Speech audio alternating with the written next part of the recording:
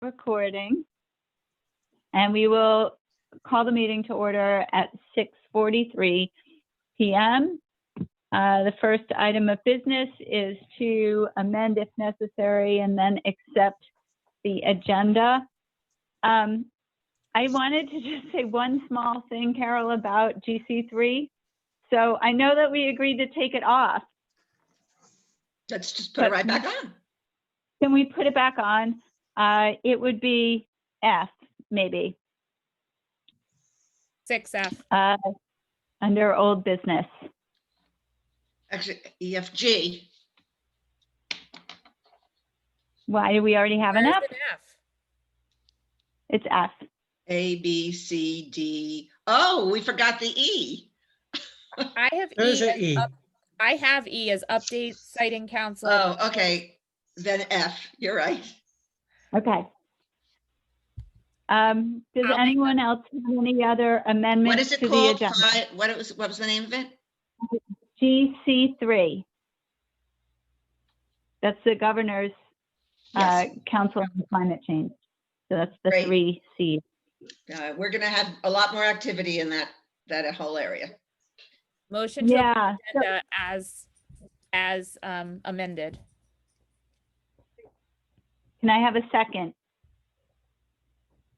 I second. All in favor? Aye. Any opposed? Hearing none, that motion carries. Here comes Liddy, I'm letting her in.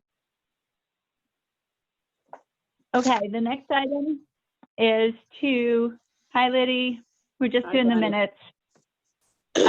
We're going to review, amend if necessary, and then approve the minutes from our regular meeting in December. Does anyone have any amendments to those minutes? No, And if not, we'll entertain a motion to approve. so moved. Okay, or a second? Second. All in favor? Aye. Aye. Any opposed? Hearing none, that motion carries. So Thank Wendy, are you. you gonna change it from draft to final, or do I need to do that in this one? Well, you've got that in your system already. Why don't you fix that? Okay, I'll do And that, then and then I'll- I'll send it to you. Okay. Okay, so next is the treasurer's report. And now that we have Liddy, Sorry about that. I think we have to have a 2 iPad family now. Treasurer's report. The conference payments went out. I believe Wendy and Jost, you got them. Yeah. And that's all we have happening in our account. But in the Cougar Fund, there's been a lot more activity. So do you want to go into that now, or do you want to go into that later? Well, that's part of treasury, isn't it? It is, but are we Yeah, discussing yeah. the books later on? Oh, yeah. Okay. I think maybe we should just wait and do it when we discuss the books later on, because Okay. we will be, yeah. Okay. Thanks, Liddy. The next item is public comment. We don't have any members of the public here with us, so we're going to move on to old business. And we have our newly renamed Sustainable Waste Management, which used to be Reduce, Reuse, Recycle, but we're finding that there are many other aspects of this that we want to talk about. So the very first is the Kenttown Ordinance, which is on the agenda for the town meeting tomorrow. There will be a vote to approve this ordinance. I was on the town hearing last week. Was it Melissa, you were there? Yost, were I you was there? there too, Didn't yeah. It was long. That meeting was really Very long. A little painful. And there was no talk at all about the ordinance. Yeah, so there were no questions. There was nothing on this proposed ordinance, and maybe that's because people were super tired at that point, or, I mean, there seems to be no worry or no objection to them. So I think whereas we at first thought that we might have a role in helping to explain this to the town and to bring it to the community, maybe the whole time, you know, the thought was, let's just put it before the town. There aren't going to be any objections and they'll just get it passed. Because I did notice today when I was re-reviewing that this was drafted in 2017. Anyone else find that? There was like there's a header. And I'm No, I thinking, didn't. you know, this was pending for a long time and they never put it on. And I do know that, you know, with town meetings, they're expensive to convene for the town because there's notices and things like that. And so, you know, maybe they were waiting for an opportunity when they're, you know, it's not like you could just like go in April, like, oh, you know, let's just put this before the town. Maybe it had been forgotten about and kind of dragged on, and there was an opportunity to get it passed this time, and that's why. But then So- My only 2017, it was question- under Bruce Adams. So maybe it Right. wasn't a priority to him, and maybe it was a priority to Jean. Possibly, and there's, you know, all the CCSMM right now too. So maybe it's just, maybe it has risen up in terms Mhm, of yeah. priority. Well, what were My you gonna question say? to you, my question, Connie, is that I wanted to know if the version that was everybody saw last Tuesday is the same as what is being voted on Thursday. So I went to the town website where they're listing there, and they had down an updated version, but when you click that, it didn't come to the right thing. It took you to the sewer update instead. Yeah. So if they updated it at all, that's not out. And I just don't know if are there any changes since what was last Tuesday? I didn't- Well, I have the no idea. version that she sent us is not the same what she presented at the town meeting. Because that's at the town meeting, her version included like definitions, and it included the thing about. Yeah, radioactive there waste, were two which was versions missing from going the one around. that we got. Yeah. So what's the, how is that? Do you know anything about it? It's hard not to be a little frustrated and, you know, even, I don't know, suspicious or paranoid about, I mean, I really think that in all likelihood, this is just trying to get this consistent. I mean, it's probably, you know, something that Jennifer Eaton, you know, has wanted to standardize all of the different towns that are participating in, you know, in HRRA. And so, I mean, it's probably that, but it is really a little bit alarming that, you know, that nobody else in town really seems to care what this says. I don't want the Conservation Commission to be the antagonist. Well, are So I we don't- confident of what it says? I mean, because kind of you read the whole thing, so I trust what you read and saw, and you did your edits there. But assuming that nothing has changed between Tuesday and tomorrow. I don't really know enough about the town's contracts with HRA to know if I have any concern at all. I mean, it seems to basically be very much related to the fact that we have a contract with HRA, and it kind of, it weds us to HRA in a way that, you know, to me seems pretty solid. I mean, it's a commitment. It gives HRA a lot of power, you know, in, I guess, overseeing and ensuring that there's no one who is putting things in the wrong place or, you know, doing something. So Melissa's posted the link. there's two there, though. There's two, and they both lead to the right place, Carol, to do different things. So click Oh, there. the one that says edited does lead finally to chapter 16? Because it didn't when I went in It on does. Monday. Yeah, it does, but they both lead to that.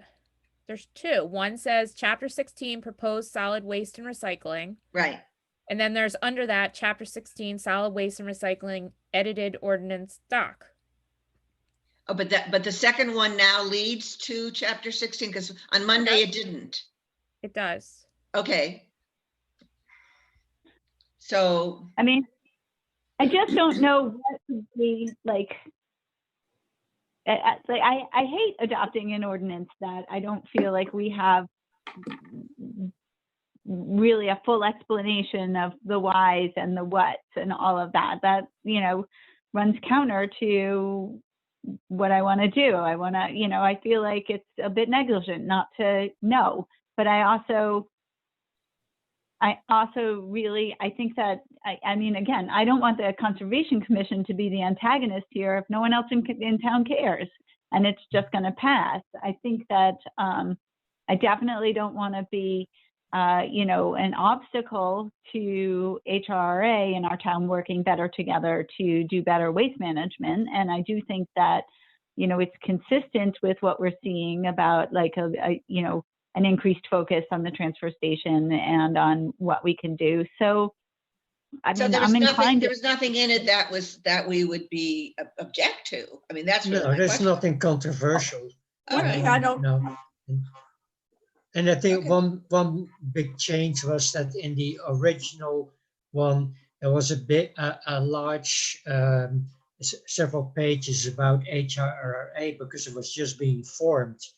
So they explained everything about how HRA was being, the members, member towns and all that, and that's all been dropped. Now it's just mentioned that HRA is our agency. And that's fine.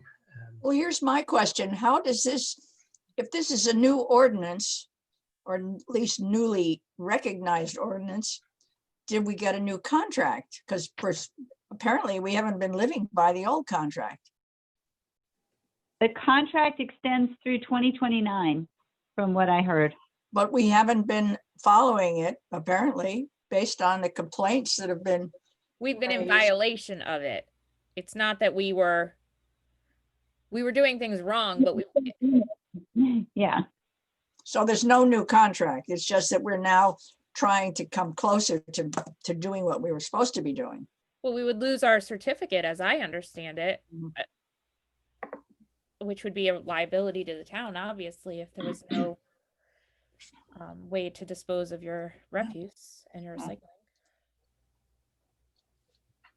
So Well, I how guess, long I mean, is this ordinance is going to be good for? Another Until it's, 4 or 5 years, or? no, it's forever. As An long ordinance is as it's forever No, no. until you get changed, until you Oh. go to a meeting and change it. Another town Yeah. meeting. Unless I it thought gets it ended at So it sounds like you're just 2029. updating it.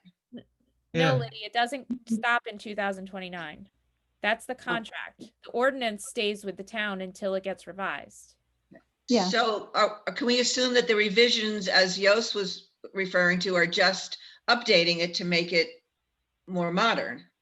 And it would have to go to a town meeting again. No, but Right. that's why they're doing it now, is Yeah. they're Needed dropping the outdated language and they're just updating it. Correct.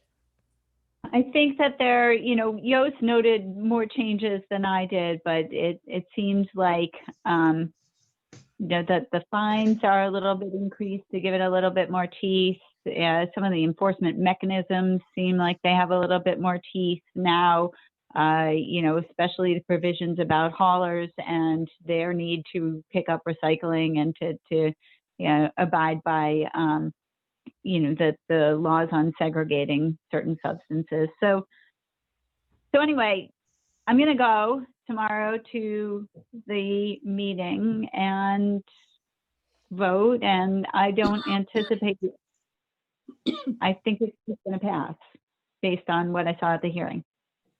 At the meeting tomorrow, how are people going to vote? I don't know.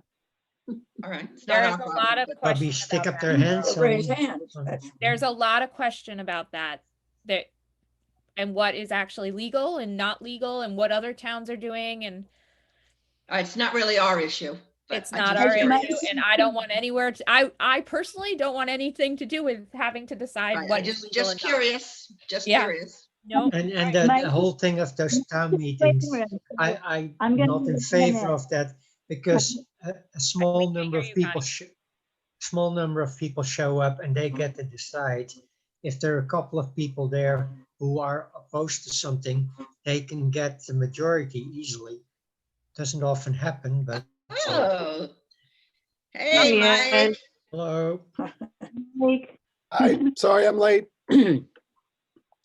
no worries.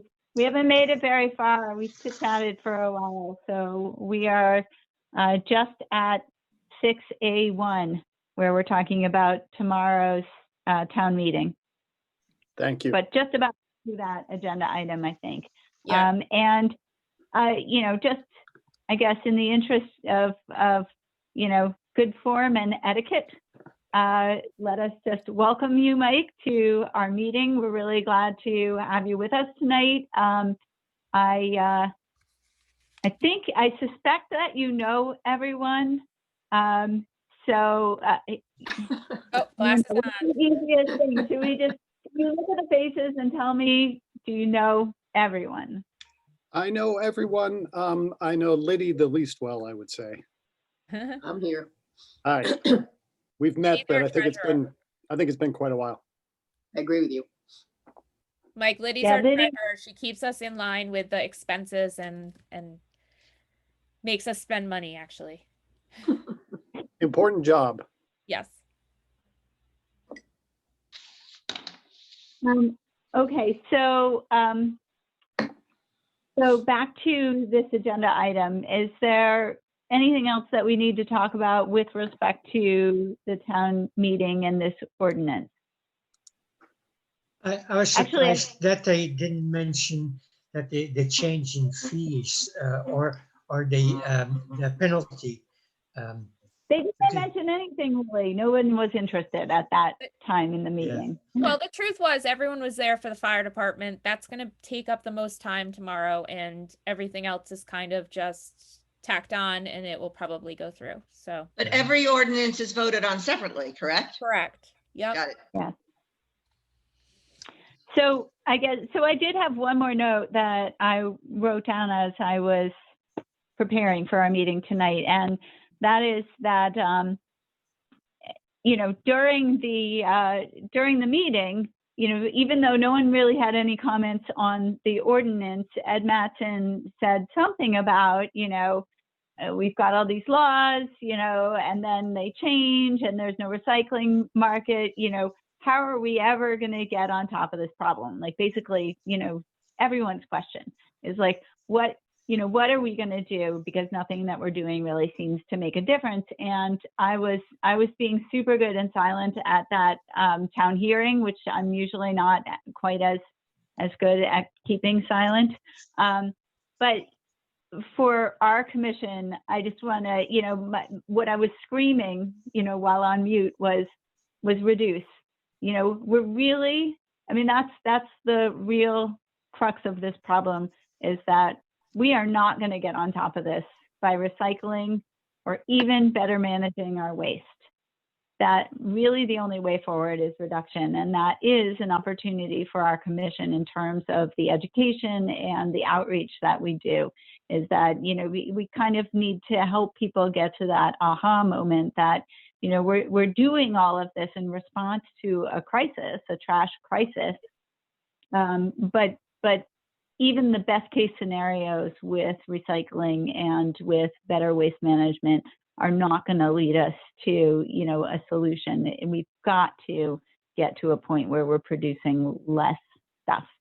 The truth is, Right. though, until we're out of this pandemic, people's changed their way of shopping, and the amount, I don't know if you all saw the thread on Facebook about how there was a question about how or where people are shopping right now. And it was on a different page, a Kent page, but a different page. And I thought, that's interesting. And a lot of people, Amazon, box.com, all the things. Just the amount of extra boxes and packaging that have been created by the pandemic is probably significant. Yeah. And I Connie, don't know, when you made your comment about Ed Mattson, what piqued my interest was it sort of an interested tone? And could we bring him in further to be involved? I mean, you know, obviously we're working so closely with Jean. I just was trying to pick up the vibes of, hey, I'm glad he's asking it, but is he encouraged? Is he interested? Is he? He wasn't necessarily being snarky, but I think he was quipping. He also I think it was a quip. he was also misinformed. He thought that Mira was our plant. There was a lot of, Okay. he had read an article, it seemed to me, and he was trying to pick at an article. The article happened to not be about the Northwest Corner. It happened to not be about HRA. So that was where it was going. He wouldn't have gotten Mira from any other way than an article. Okay. Just curious. And I had asked Jennifer, or I had asked in the email I wrote about this thing, and Jennifer about plastics recycling, because most of it does not seem to be actually recycled by the, even though the industry says it's recyclable. So I said, is it worthwhile even to put it in the recycling bin? And Jennifer said, absolutely, definitely. In our area, we put that in the recycling bin.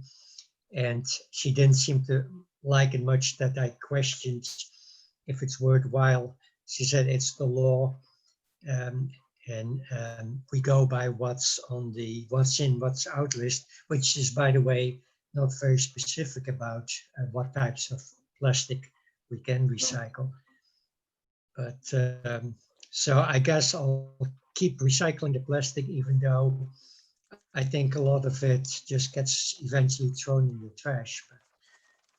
Well, I don't know if you picked this up in the ordinance, but the ordinance said that you could get fined for putting stuff that had been separated back Right. into unseparated trash. So who knows? Who knows really?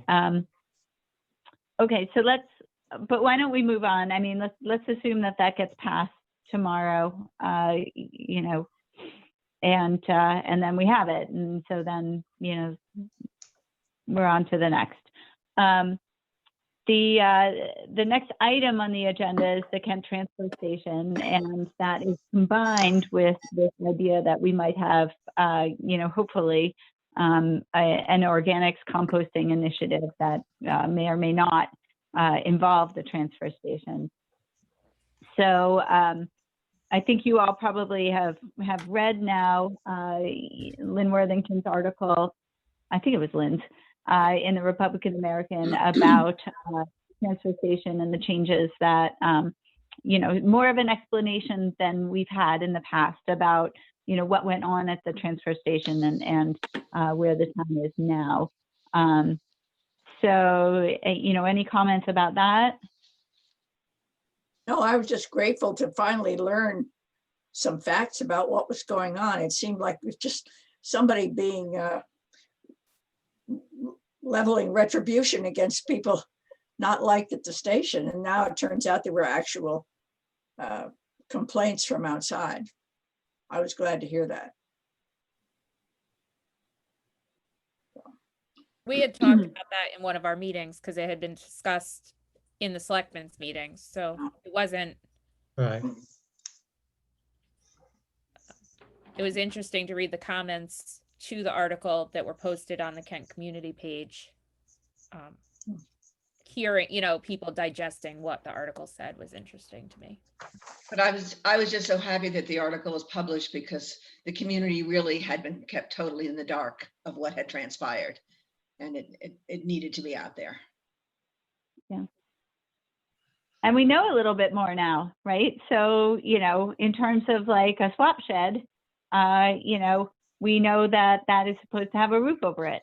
So, you know, as much as some people might have liked the, you know, the old setup with things outside, you know, we know what the explanation was for closing that down.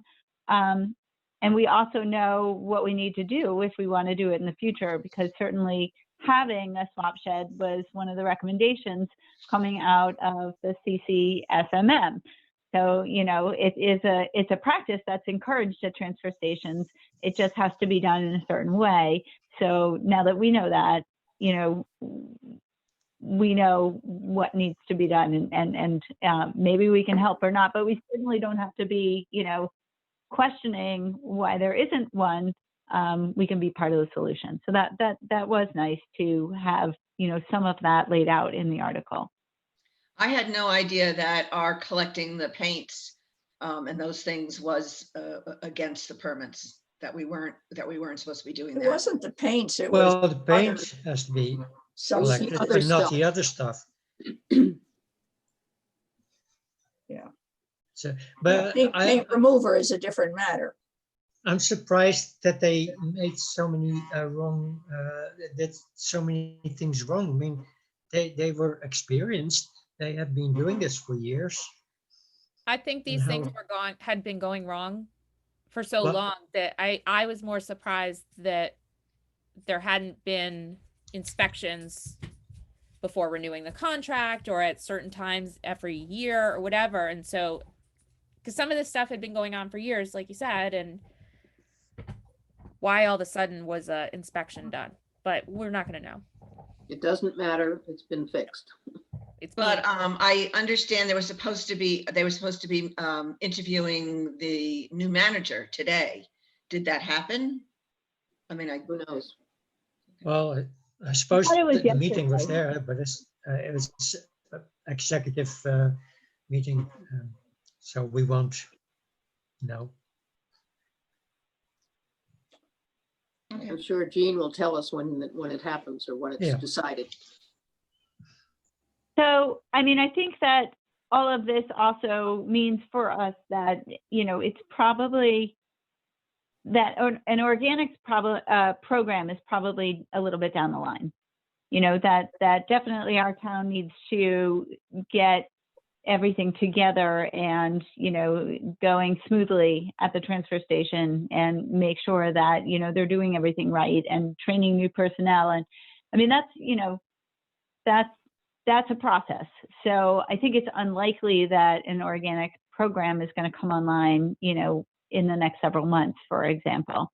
I did hear in the CCSMM meeting, in the report outs, that some towns have banded together to do something like this, that, often there's some cost savings and some,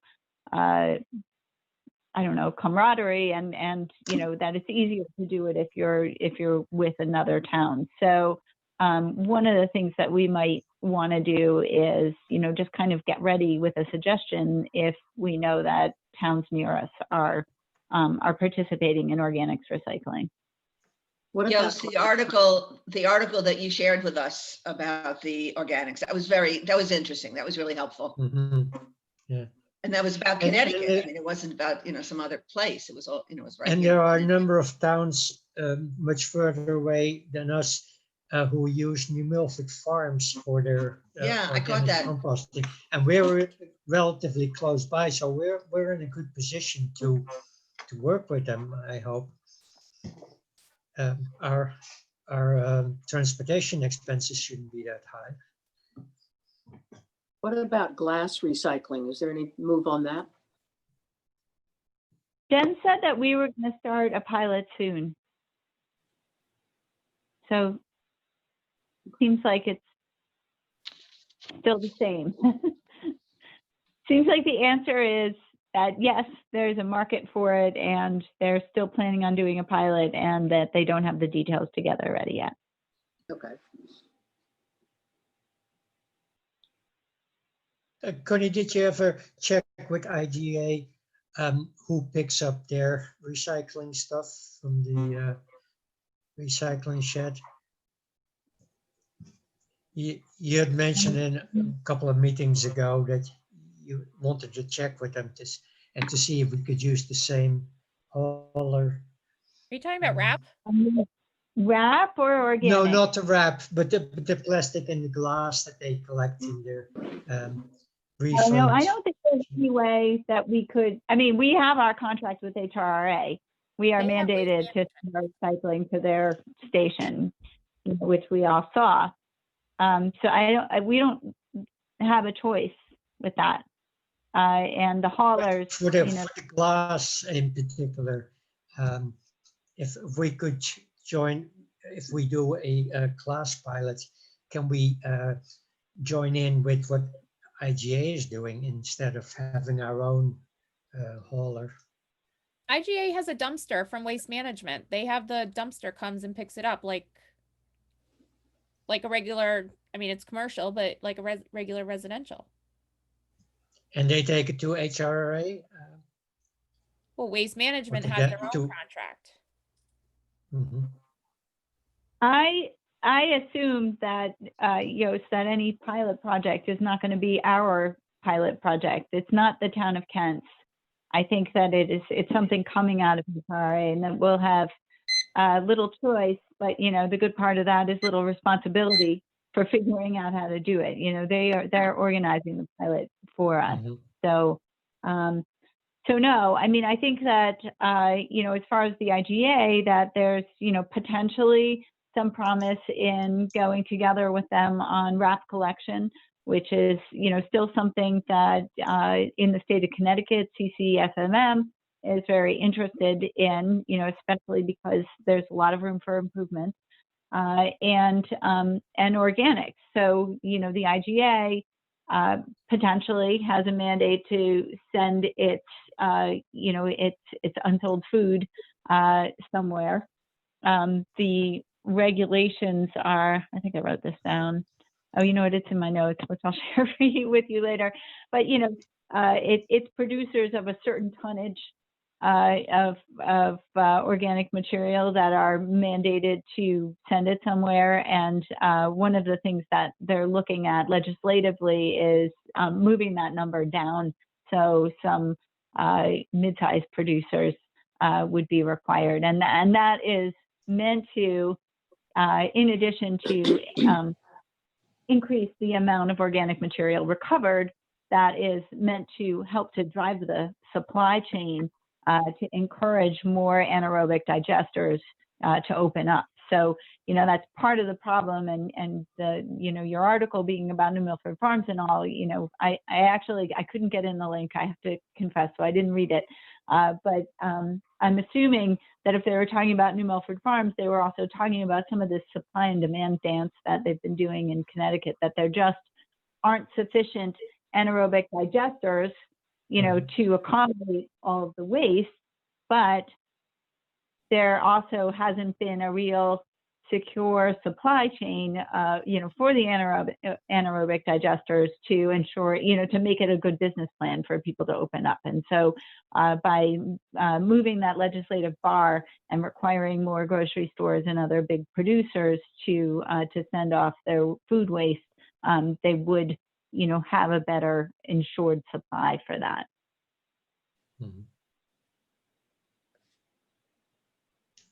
Mhm. Okay, so maybe we should move on, since we've kind of been talking about it, to that CCSMM. And there was a 2.5 hour meeting, I think maybe last Monday, where the different work groups from CCSMM reported out to the public. And there's a report due, I think they said they were going to publish it by January 31st. It was really interesting. I also felt that having participated in all of the different GC3, the Governor's Council on Climate Change meetings, that there was a little bit less.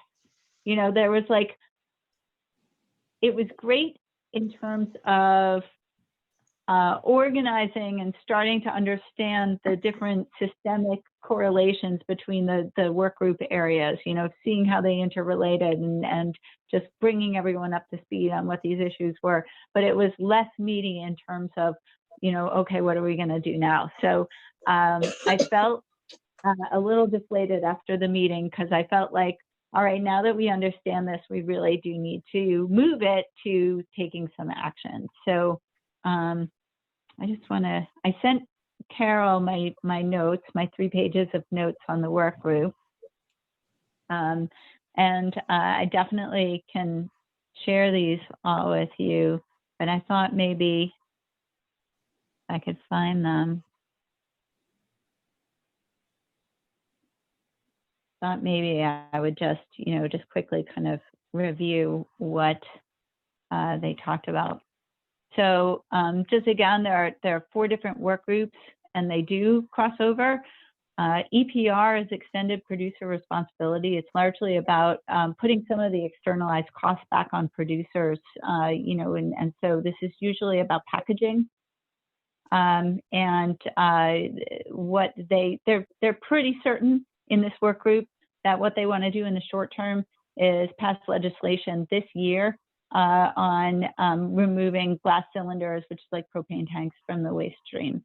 And then they're also looking at tires and how they can support, people that are collecting tires because it's very expensive to do so right now. So the next work group is on food scraps and organics. And this would go a long way, dealing with food scraps and organics would go a long way in helping us to reduce our waste.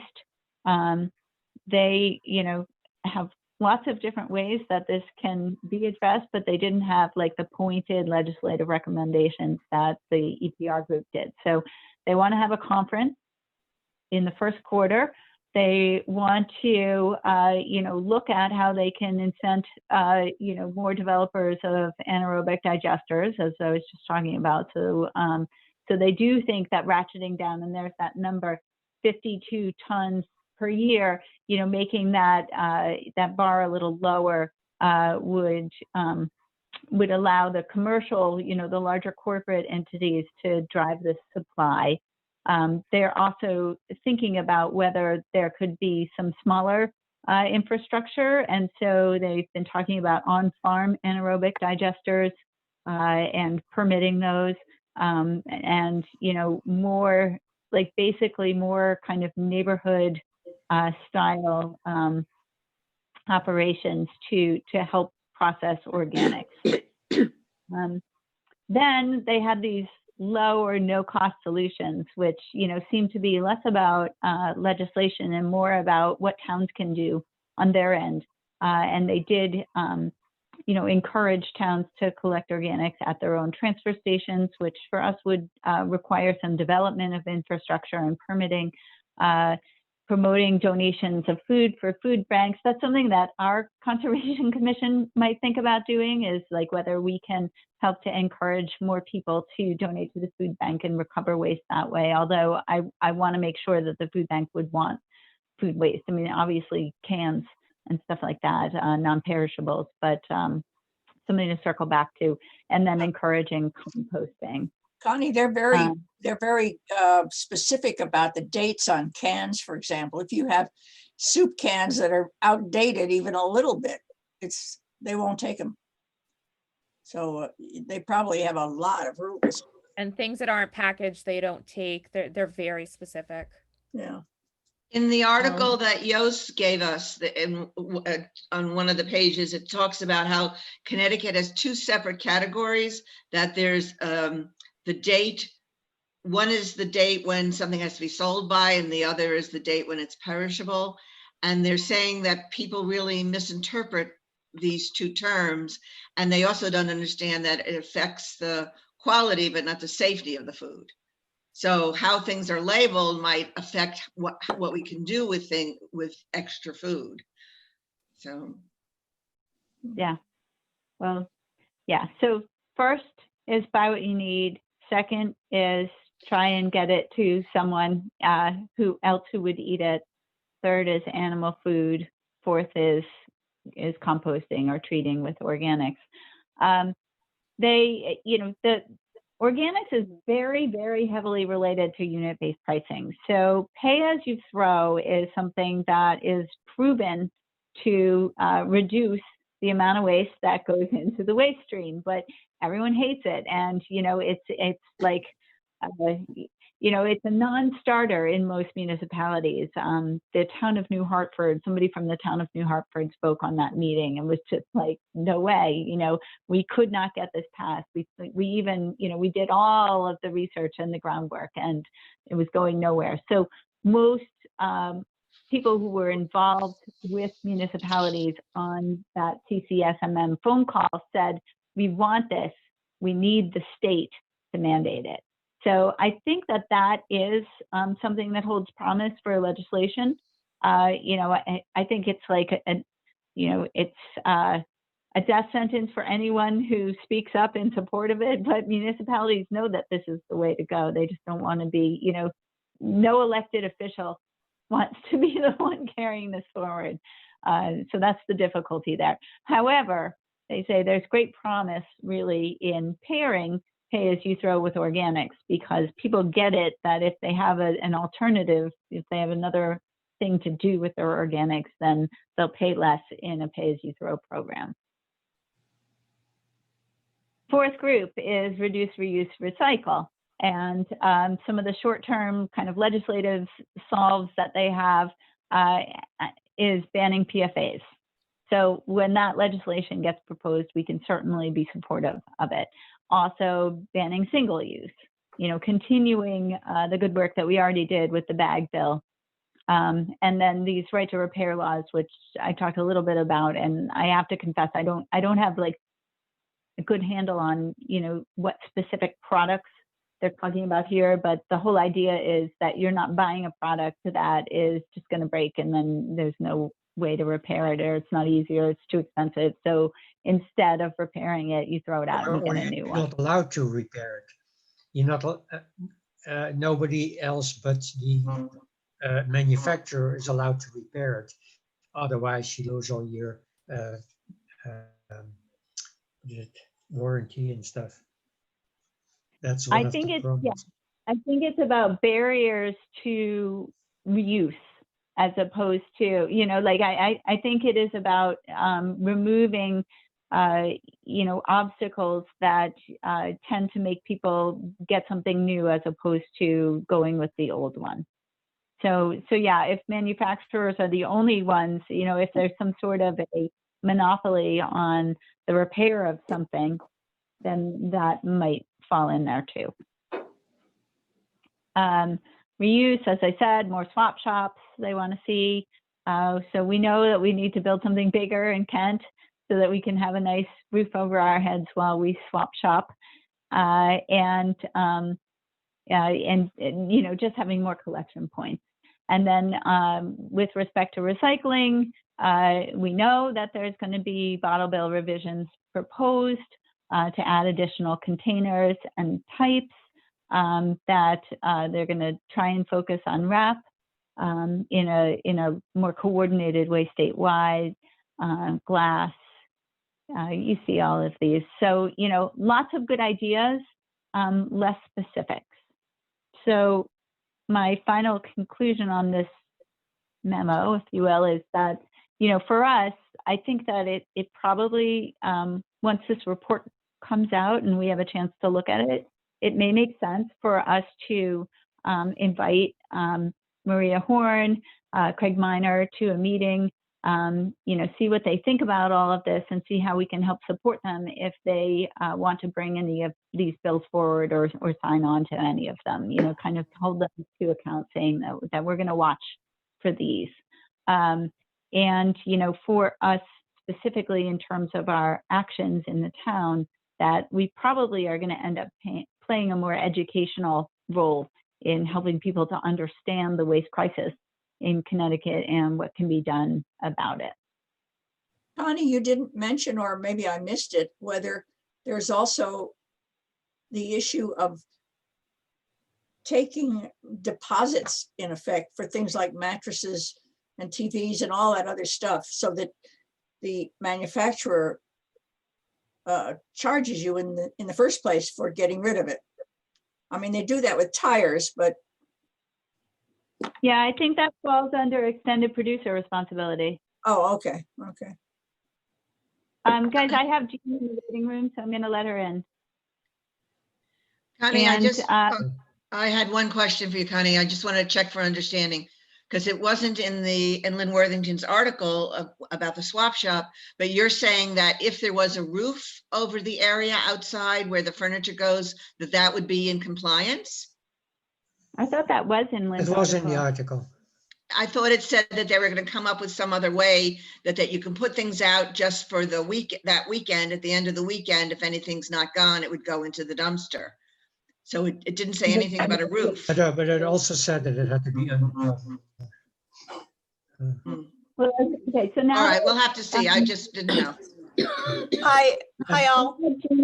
Sorry, I had Hello. a Board of Finance meeting that just finished up. We are One just meeting to the finishing other one. agenda, our discussion on CSMM.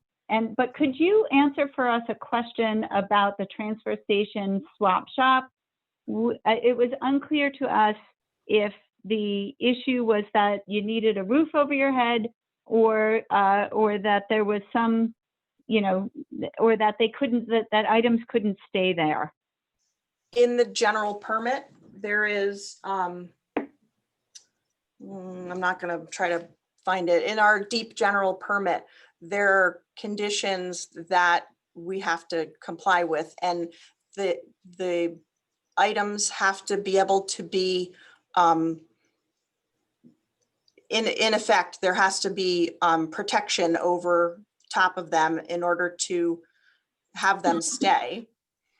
And they have to be gone every weekend, every Sunday. Everything would have to go into the compactor. We can't be, the swap shop forever holding on to things isn't in compliance with our deep permit. So even if it's Because- undercover, you can't keep it longer? Correct.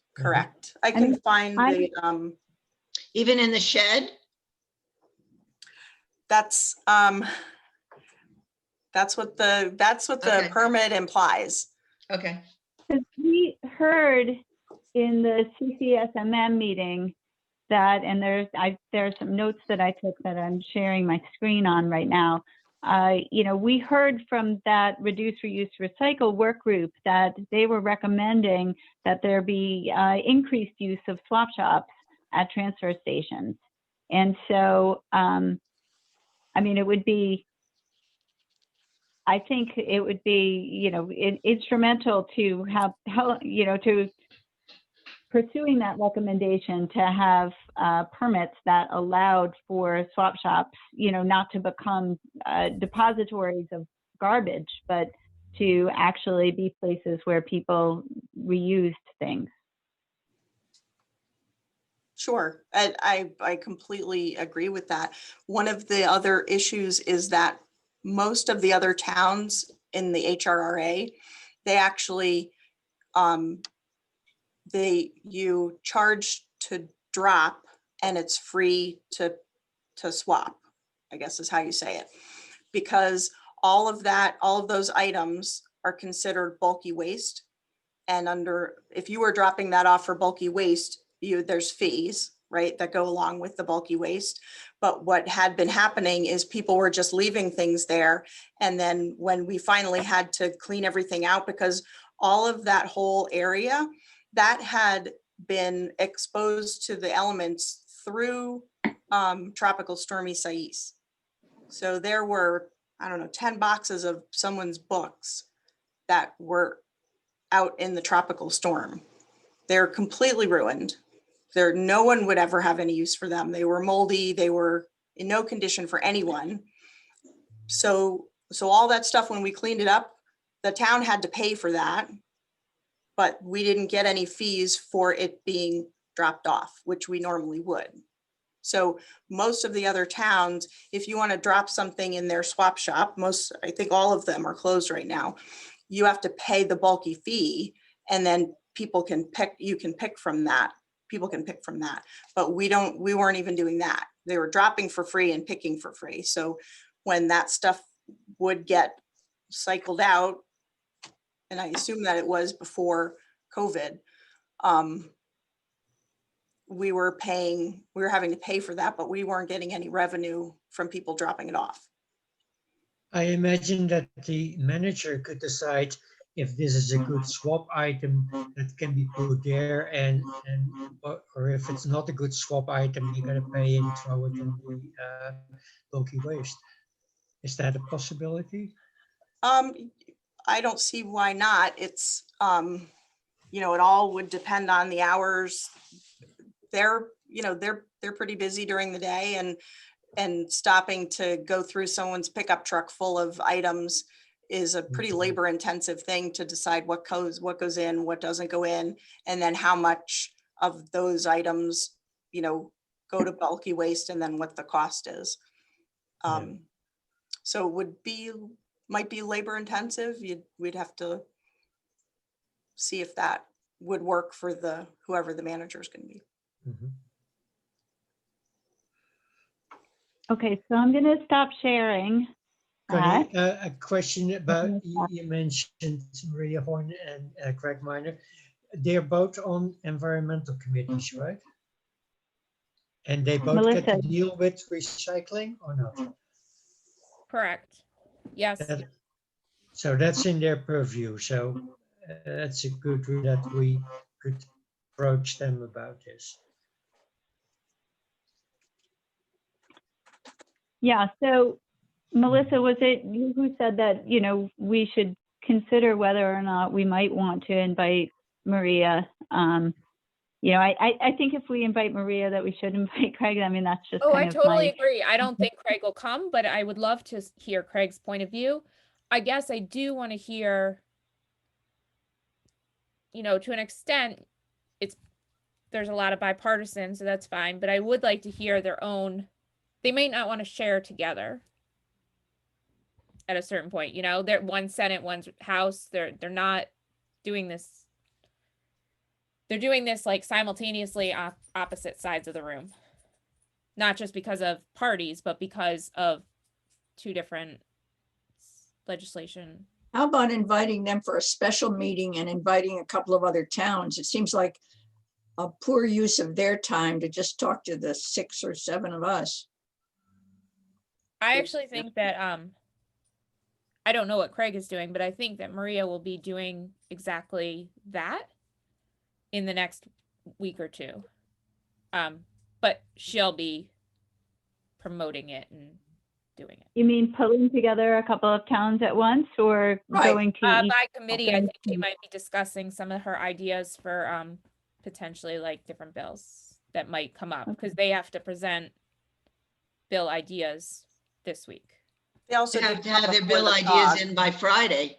That's what I just said, Carol. Yeah. Yeah, by Friday, yeah. And I think Craig was there. We just had our COG legislative breakfast, it used to be called, legislative meetup with the legislators 2-ish weeks ago. So they did make the rounds through the COG, and they might want to make them through a deeper level. Yeah, that was the Topic day of the oriented. AmeriCorps. Yeah. So it was like 3 weeks or 4 weeks ago. Yeah, just mid-December, actually. Yeah. That was why she couldn't come to help us. with that. Okay. All right. Thanks for tying that up. So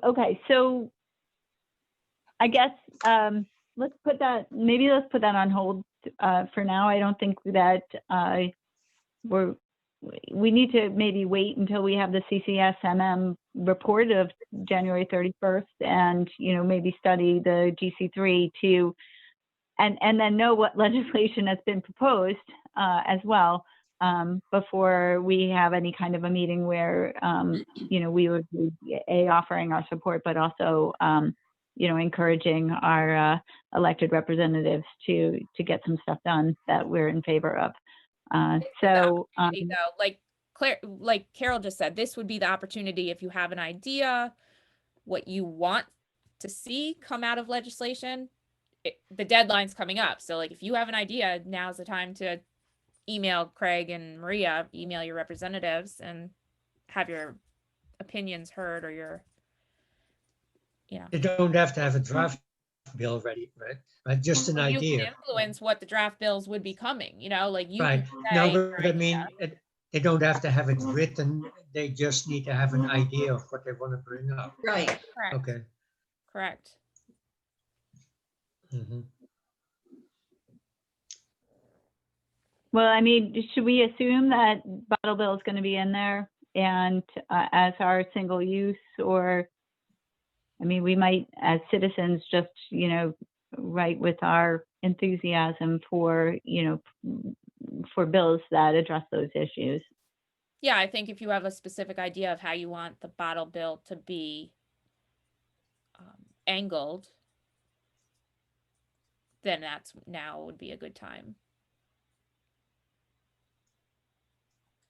I don't know that I have that specific idea. I don't either, but there's certainly things that others have more of a knowledge base than each one of us, has a different.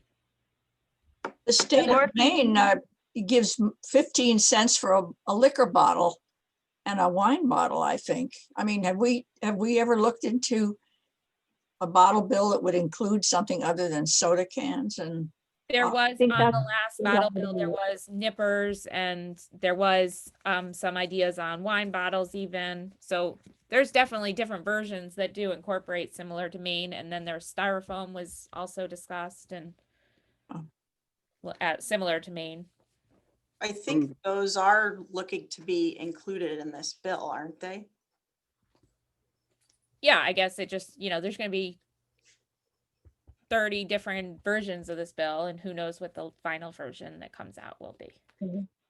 Whatever, I mean, I'm sure that our it's going to start off pretty, inclusive, and then as the lobbyists come in, then it's going to get pared away, which is what Right. seems to happen.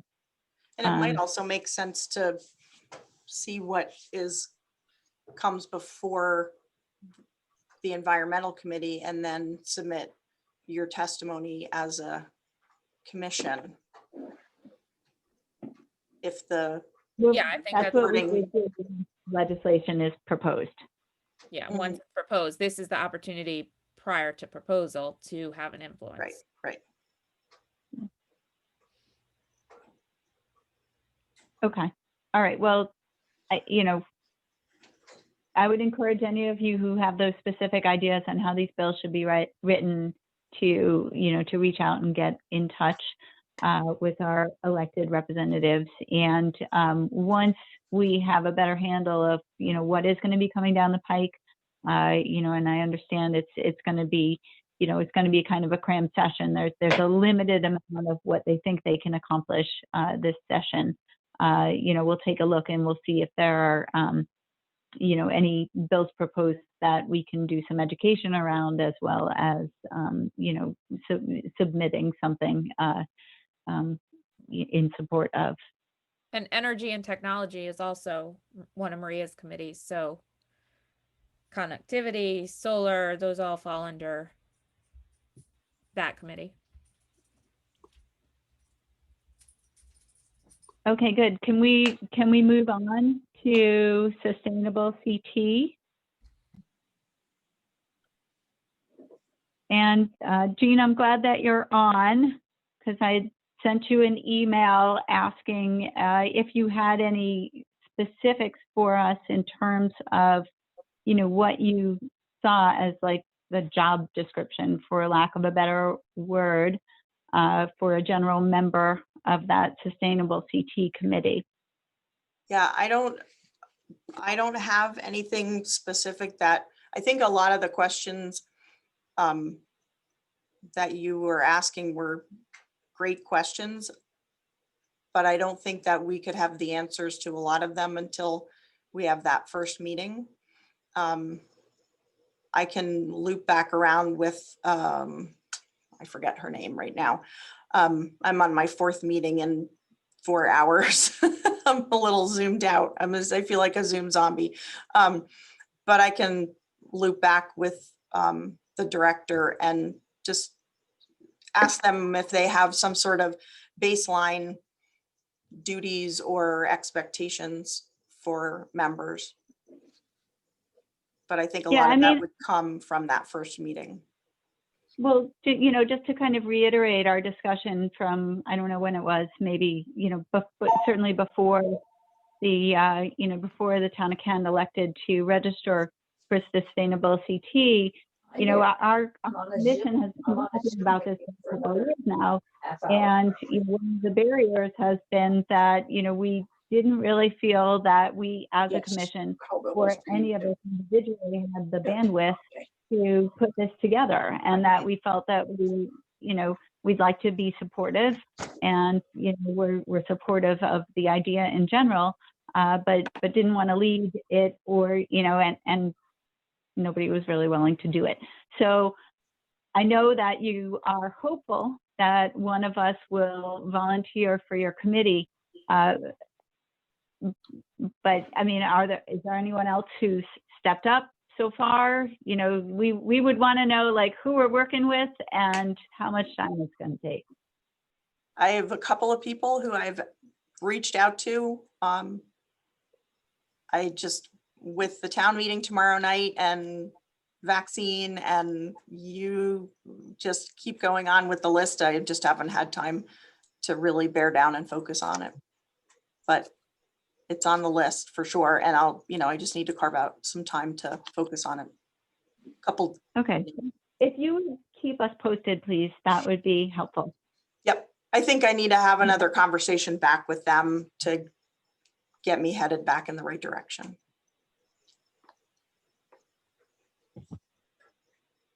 Okay. And Community Match Fund.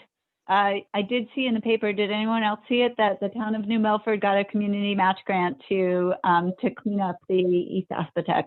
And Julie Bailey, who's a colleague of mine, was, I guess, the motivation behind getting that grant. So that's a project of HVA. Psyched about that. It's nice to know that the community match grant is working, and hopefully we'll be able to take advantage of that too sometime down the line. Very good. I actually think we reposted it on our Facebook page, Connie. The article. Oh, I don't remember if I posted it on Conservation or Land Trust, but I definitely gave a shout out to HVA on one of our socials, which is probably maybe thank recent. you. I think I've been less social the last couple of days. Okay, so next, 5, Regional Recycling Task Force. You know what, I tried to join their meeting last Thursday, and it was the opposite of what I was telling you as the Zoom convener who hung around for 15 minutes and nobody showed up and then left today. I tried to get into this meeting. I signed on 20 times with 20 different pieces of equipment, and I couldn't get in. And finally, I emailed the person at HRRA, and I said, "I'm sorry. I tried to sign in, I couldn't get in." It just kept scrolling, and half an hour after the meeting was supposed to start, I got an email from her saying, "We were experiencing technical difficulties, and so sorry about that." And so I gathered that there was a meeting, but I missed it.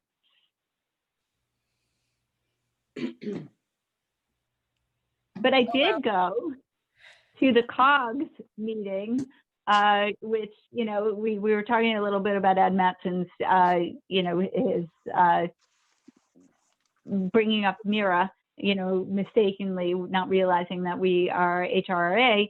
And, it's interesting because I'm very much used to working with Rick Lynn on Council of Government stuff, and of that group that convenes of those Northwest Hills towns. And so, so Rick convenes a group around recycling. And I signed in just to see what it was all about. And a lot of what they were talking about was Mira, but a lot of what they were talking about was the town of Litchfield's efforts to get their organics program going. They're at the point where they've, I think, got permission. They have a site where they can mix organics and leaves, and there was some collaborative talking going along.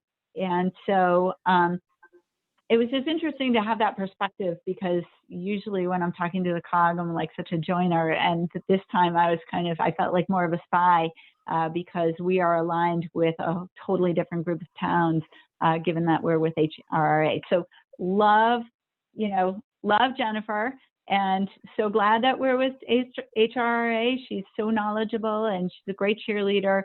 I do think that there's some loss of not being grouped together with the towns that we usually work with, our obvious partners, because we're not as used to working with Newtown and Point South. You know what, I wonder if the, now I've forgotten what their COG is called. It used to be called Southwest. I wonder if they have a comparable group in that COG, and could we join in with that for that conversation, because it's so focused on your authority that you're with. So we can certainly ask the question. I just wonder why the Regional Recycling Task Force would exist if there were that forum. Yeah, I don't have an answer for that. Don't know. So is there something that that the Regional Recycling Task Force is missing that COG group is fulfilling that you'd like to see? I don't know. I think I'm gonna withhold any comments on that until I have the opportunity to actually join a meeting and see what the conversation is like. I mean, the agenda, it's things like the billboard contest and glass recycling. It would be great to hear the towns helping each other and joining together to do problem solving. But that probably happens. I wasn't able to make it into that meeting. Okay. I'll go next and see what happens. Okay. So number 6 is Connecticut legislation, and I think we've already covered everything that's in there. I have Okay. legislation sort of as a separate topic, but we've really gone through that. Okay, good. So let's talk about chemtrails and the guide. I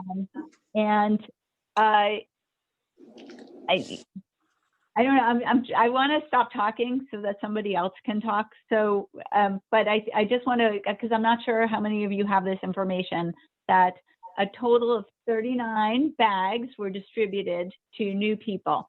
And you probably did see some press that the new folks in town who received our chemtrails book as part of that effort of the Chamber of Commerce loved it. I mean, it was like rave reviews. They loved getting their bags filled with goodies, including the chemtrails book, and sales went up, after that. So, it helped us to promote our book. They're looking for 72 more.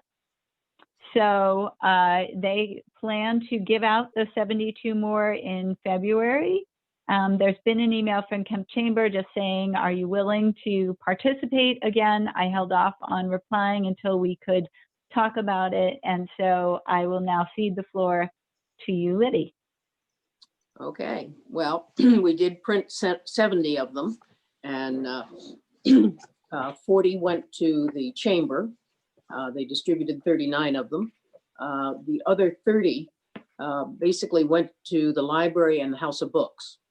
And then we still had great demand, so we printed up another 60. The theory being that we would send 20 more to the House of Books and still have 40 left, because the chamber had said that initially they were going to send out another 39 or 30 some odd bags. Now they've upped it. I don't know exactly how to, well, let's skip that one for now. My only current problem with our sales so far is that the House of Books is very slow in paying their invoices. However, the manager of the store says they will be paid within the next week or so. So that's fine. That's gives us a nice balance in we virtually paid ourselves back for our printing. Kent Land Trust did contribute their third of the first 40 books, and the Connecticut Land Trust, the old Weantenaug did contribute their $120 as well. The Kent Conservation Commission should probably kick in 120 of our funds into the Cougar so that we pay our third. But what are we going to do about this next batch? I mean, another 72 bags. Did we really plan on that? Can Kent Land Trust and Northern Connecticut Land Conservation help us out with that? It's a biggie, much bigger than I thought it was supposed to be. What do we all We think? know for a fact that they are passing these out to new residents or, I went through the list, Wendy. I went through the list with a fine tooth comb because they weren't. When I saw the list initially, I was like, oh dear. So I think Caitlin will be sending me the next list to again review. Melissa, you're saying that list that she sent around was not new people? The first, I don't know when you got the list. So I don't know what list you saw. The list that Daryl saw before he was going to go and drive them around, there was quite a few errors in it. were they errors or Not are they really. slipping them to No. It wasn't. pals in other towns? It was like refinancing or like High Watch purchased a house or they're not errors, but it's not right. Yeah, It needs to be one of those things where, oh, I know that person, like there's ways to run spreadsheets and right. Yeah, I think we I'm sure need they're to getting let them, better at it, but I can, I told Caitlin, I'll, just show me the list before. And so, which she knows and she will Okay. when it's. does she I thought that understand the- that we are going to be fairly stringent about this? I mean, about who qualifies? I don't think we don't think can. we I mean, have this is control the of that. chamber's thing. Yeah, That's not our job that, they're No, telling. us but no. we're donating money to people who maybe shouldn't be on that list. I thought that, that it was people who had purchased homes and also appropriately weekenders who were now going to live here full time. So I assume that both those were in there appropriately. You're saying, Melissa, above that, there were other, There's a way to run the list coming from the town hall or wherever that shoots out a spreadsheet of information. You're not gathering this information manually. You're gathering it from land transfers and mortgages and things like that. However, Darlene runs a list, and yes, some things went through that should not have gone through. And some of it, like I said, a business buying a house under a CEO's name, unless you knew which house it was, you wouldn't know, so looking at the address, you're like, oh, well, I know High Watch, for example, bought that house. Of course. Why do they need a welcome bag? They actually are sponsoring the welcome bags to an extent. well, how did they get the data about the people who are here part-time who now decide to be full-time? There's no record of that in town hall. And I thought that they were really, that was part of our target audience. I haven't heard that is a target audience. I thought from the beginning that was a target audience, certainly one of ours. We were so happy that the people who were here more were out on the trails. I don't have an answer to your question, Carol. Now, there are I'd new really, kids. again, we're not the chamber and this isn't our initiative, but I would really hope that they would be included. Now, the new kids in the school and their parents, or whose parents are new to town, and the school knows this. So that would be one group, one way you could find out some of them at least. That's not public information, yes. The newspaper said this week that Kent Center had lost 7 students since September. I think it was 7. But that's a number. You can't get their personal information. No, but I mean that some of those people who thought they were going to be here sure. indefinitely have already gone back to New York. We've already lost a Boy Scout for the same reason. Yeah, they were temporary.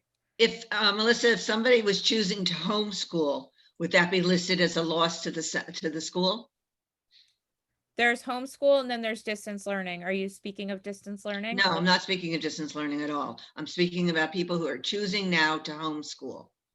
Would that show up as a loss to They're the school? controlling their own, yes, if they're controlling their own homeschool content or going to a private school or anything like that, yes, it would be considered. So home- it could be that people who are here, they're not going back to the city, they're just deciding to homeschool. I mean, it's a possibility.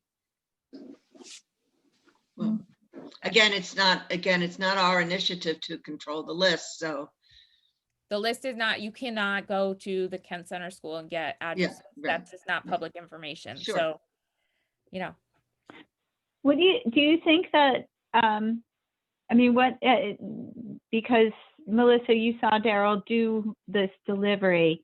I mean, do you think 72 is really the number? I mean,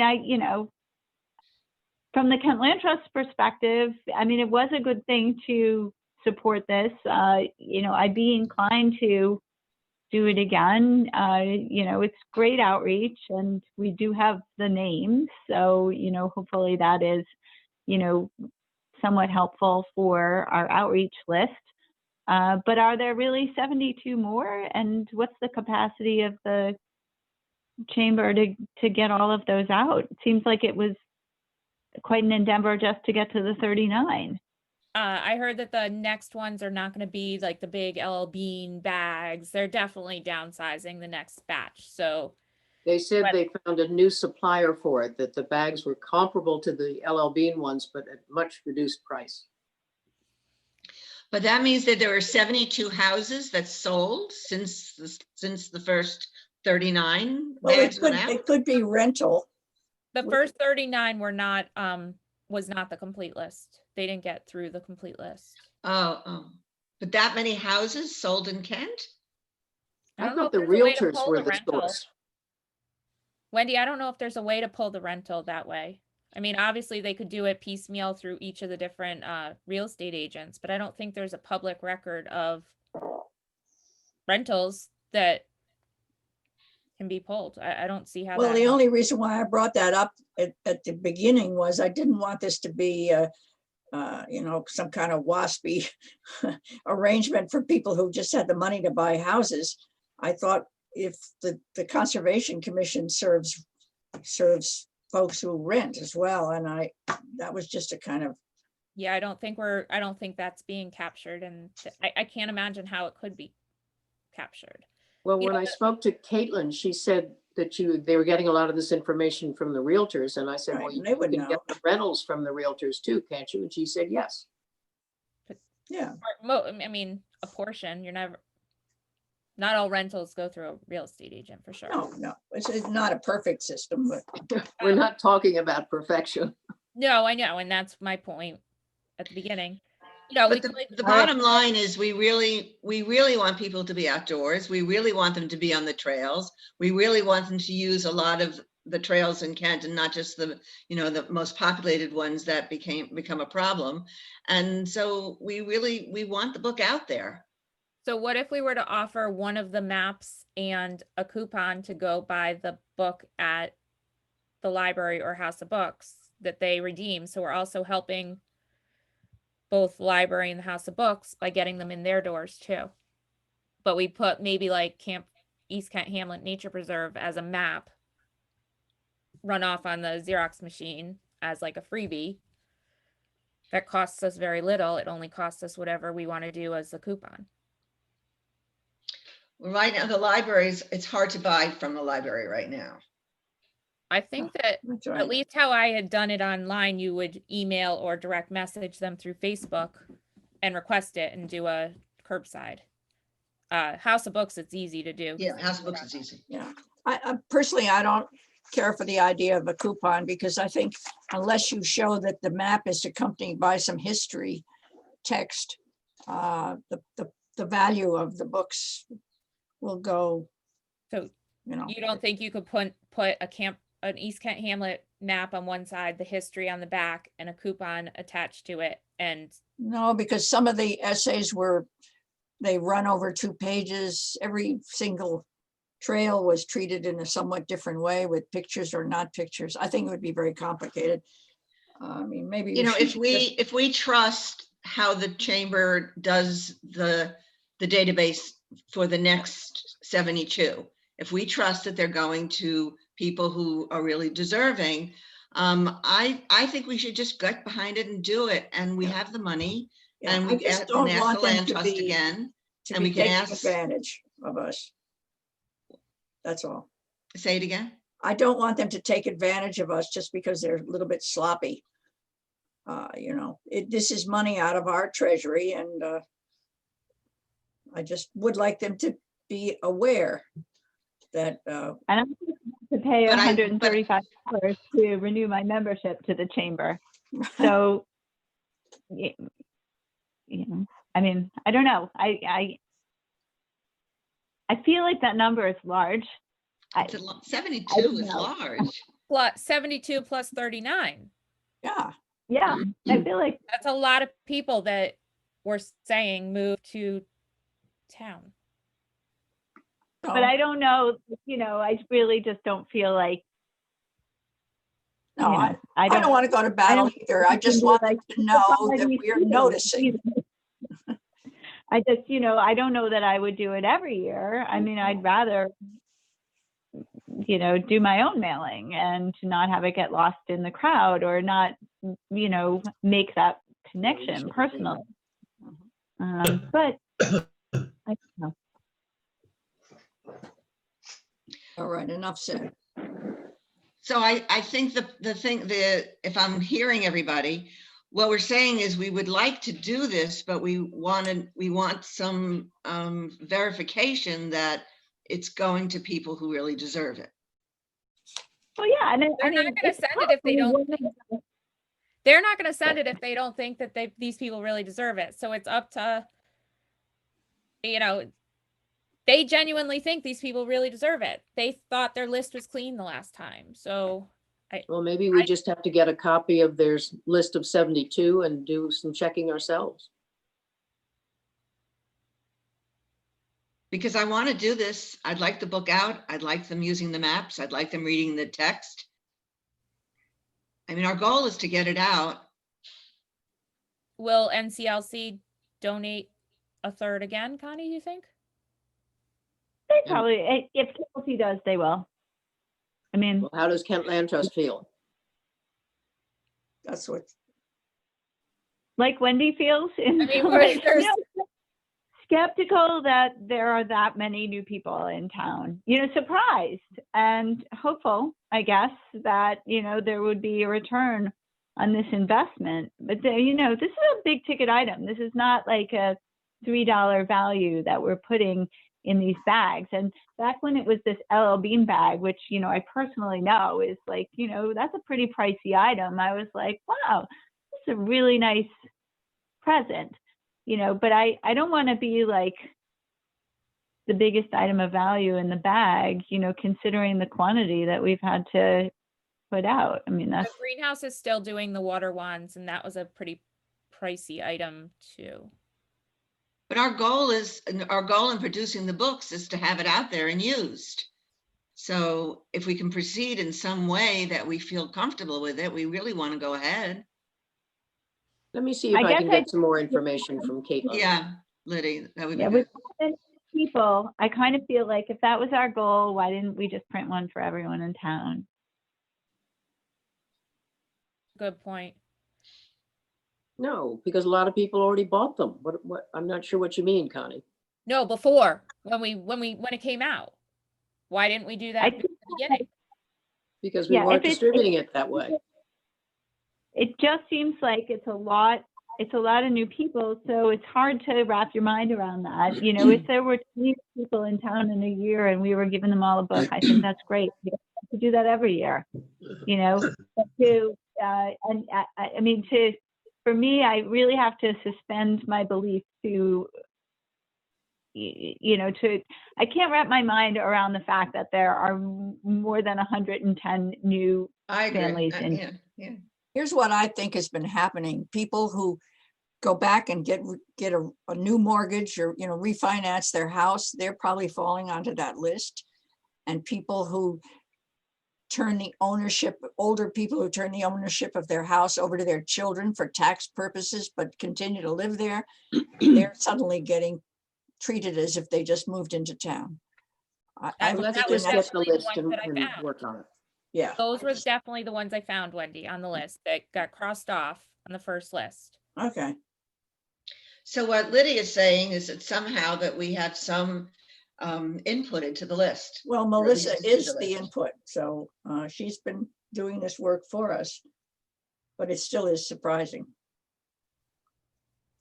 So, So You know, should we I did agree tell to go Caitlin- forward, but try and ask them if we can look at the list to help winnow down and make sure that everyone is actually a new person?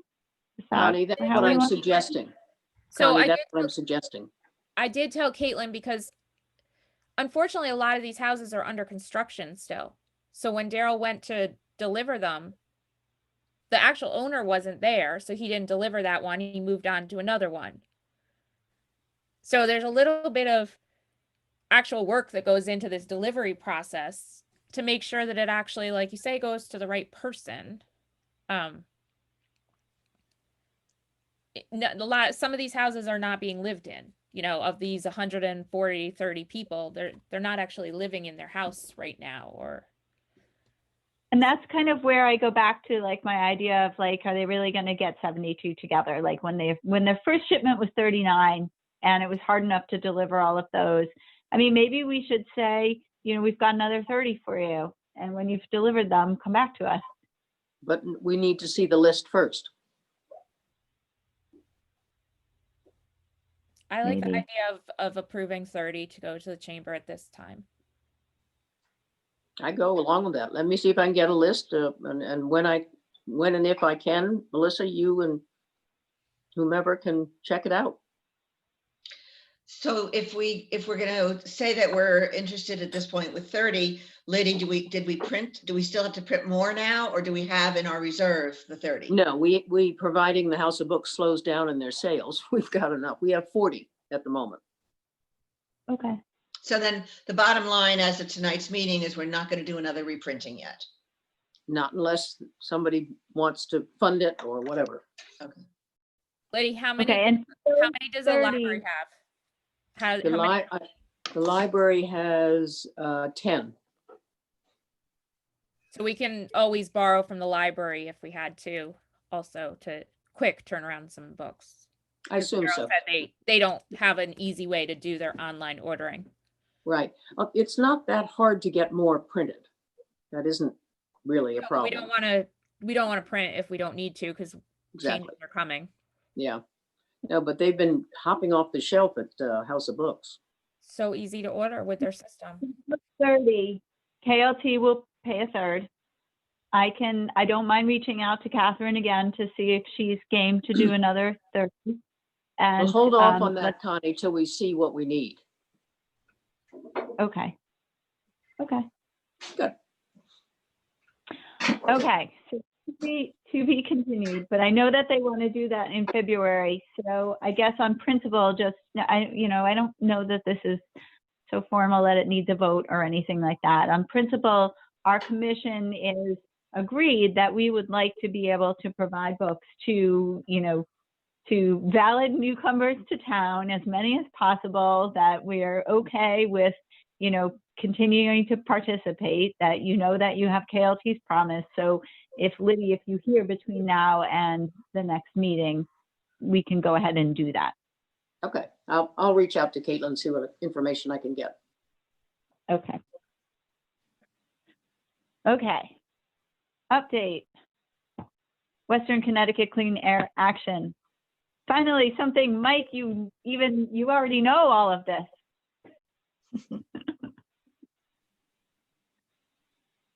Wendy or Carol?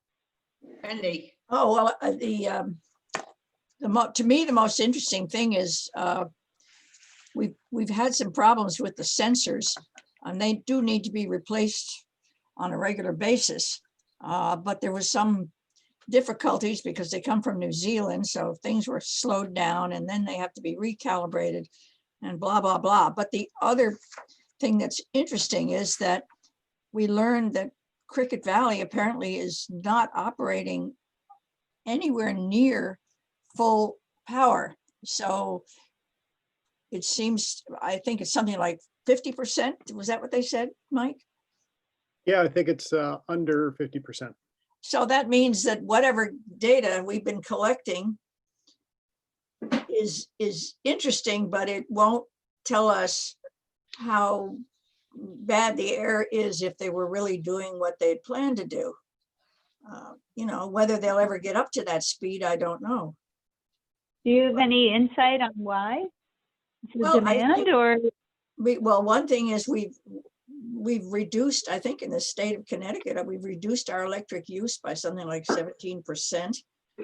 And, but the whole oil industry is in sort of a, or in the gas industry, they're just finding their demand is down. So I think that right now they're surplus, and you probably read in the last day or so that Lamont has decided he wants to oppose the other Killingworth, is it? Killingly. Illinois. Yeah. And Illinois. so this There's is, quite a bit of pressure on him. That's so interesting. I didn't know that. So, yeah, he made a very Well, specific he in a didn't- speech today or yesterday. I don't know. He He's the said blower, he no? didn't like it.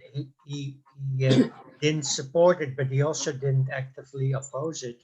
I think he was sending out a trial balloon, but I'll bet you, And Katie Dykes of the DEP is saying that it's all up to the ISO New England, the regional power authority, and ISO New England says no, it's up to the state. So they're saying it's not our fault that this is happening, and in the meanwhile things are just proceeding. So I don't know if they're actually going to stop it or not. anyway, the final report that I can give you is that we're waiting for UConn's team that are studying our data to produce a report. And I don't have a date on when that will be. But we hope it'll be in the next month or two, don't we? Do you know if they're paying Dover what they promised them they would pay them? If they're only operating at half capacity, are they still paying full amount they promised them? Yost, for some reason, your voice is coming through with so much reverberation. I can Oh, not understand you. I don't know what it is, but well, let me repeat then. Are they still paying the town of Dover what they told them yeah, they were yeah. going to pay them, despite producing less than they? But we are Plans. also in touch. The way we found out about the 50% is that there's a opposition group in Dover Plains that apparently is quite on the ball, and they're the ones who produced that report. So we're now in touch with them. So that's the story. We did hear we did hear from somebody who lives on the edge of between New Milford and Sherman. I forget. Oh, it was Debbie Bennett's brother, who says he can smell Dover Plains from time to time, and he sent a photograph of a smoke coming downwind. There was a real plume on this one occasion. That surprised me that he could smell something, and certainly would indicate that there is, something to be concerned about. But Well, unless somebody was burning brush or something. oh, they could see it coming right off the chimney. Somebody had clear cut in front of him, and he looked straight over from Sherman to Dover Plains, and you could see the stacks. If they're shutting down some of the capacity intermittently, most of the pollution happens on startup. So it's conceivable that that's been going on. So Jean, I was gonna, just kind of refer back to, do you remember when Ed Mattson asked the question about what was going on and how it was such a big deal and the town contributed? Yeah, And then there I was think it was the news. December sometime in December, and we are trying, trying to get from Kristen, our professor over at UConn, some simple things that we can say to answer their question. That'll should come along. That would be in the great. month. Our next meeting I is guess- February 9th. Yeah, February 9th, just as a, something to have as a target. Okay, Even if it's, one pager or some sort of yeah, chart infographic. okay. It's probably true that the community is having some of the same thoughts that Ed mentioned at the end of the meeting. Sure. So potentially town hall, town type of, it doesn't have to be an official meeting because it's not an official group, but you could have a Zoom question and answer session from the WCCAA group that people can attend. Okay, we'll work on it. I mean, even if an information sheet just went out with the town newsletter, that would be something, you Yep. know. Yeah. Okay, are we ready to move on to the Green Bank? I'm looking at the time. We're bumping up against 2 hours here, and we haven't even gotten to the part where we were going to talk about our spring events. So, Yeah, I don't you think know, we're gonna get to the we can concert. decide- What? I don't think We're we're not gonna going to get make to the the concert. We're gonna miss the concert, but we also may want to, think about whether we want to table anything. But let's try and move along. Well, I haven't heard from Dana Slaughter. They were supposed to get back to the Green Bank people with some data. I think they're going to work together. They certainly sounded positive, and but they're the only ones that qualified, as it turned out. I mean, very strange. But there is maybe down the line a possibility of another program where multiple structures, municipal structures, could do something together with one array and pipe all of the, just sell the results of that and get some benefit. But Is that what Litchfield is doing? I think Sharon was investigating it because they got in much later, and we were never told that such another program existed, because I guess they were pushing the one that I applied for. And it's only become clear since then that they've evolved another system. So I really should Wendy? get back to it. Wendy, you were going to try to get Maria Horn to push for that funding for that program, because you said I they were- did. I sent her lots of data and she sounded enthusiastic, but I can't tell you what she's done. She hasn't. So her assistant said Maria owes you an email or something, but I haven't heard, where that's going. I think I'm trying to do too many things at once here and I'm losing it. But okay, I'll get back on that. Yeah, I think Wendy, I think Maria did send you an email, and I think Connie and I might have been on. the Well, email. it didn't say much. I mean, she said, yeah, She hadn't been sworn in yet and yeah, on to the new committee. yeah. She's on conservation is one commission, or environment, but she's got a Energy. a and- leadership role on energy. So she's going to probably, No security. No, she's a leadership on public safety. She's Oh. on energy and technology. oh, well, anyway, she's got a lot on her plate, and I fear for the present anyway, we're not going to hear too much about what she's doing for us on that. Well, I think that, it goes back to what we were talking about before. I think that come Friday, she'll have a better idea to tell us on what's been proposed for bill ideas. So, Mhm. it's probably accurate that she probably doesn't have too much to Yeah. share at this moment.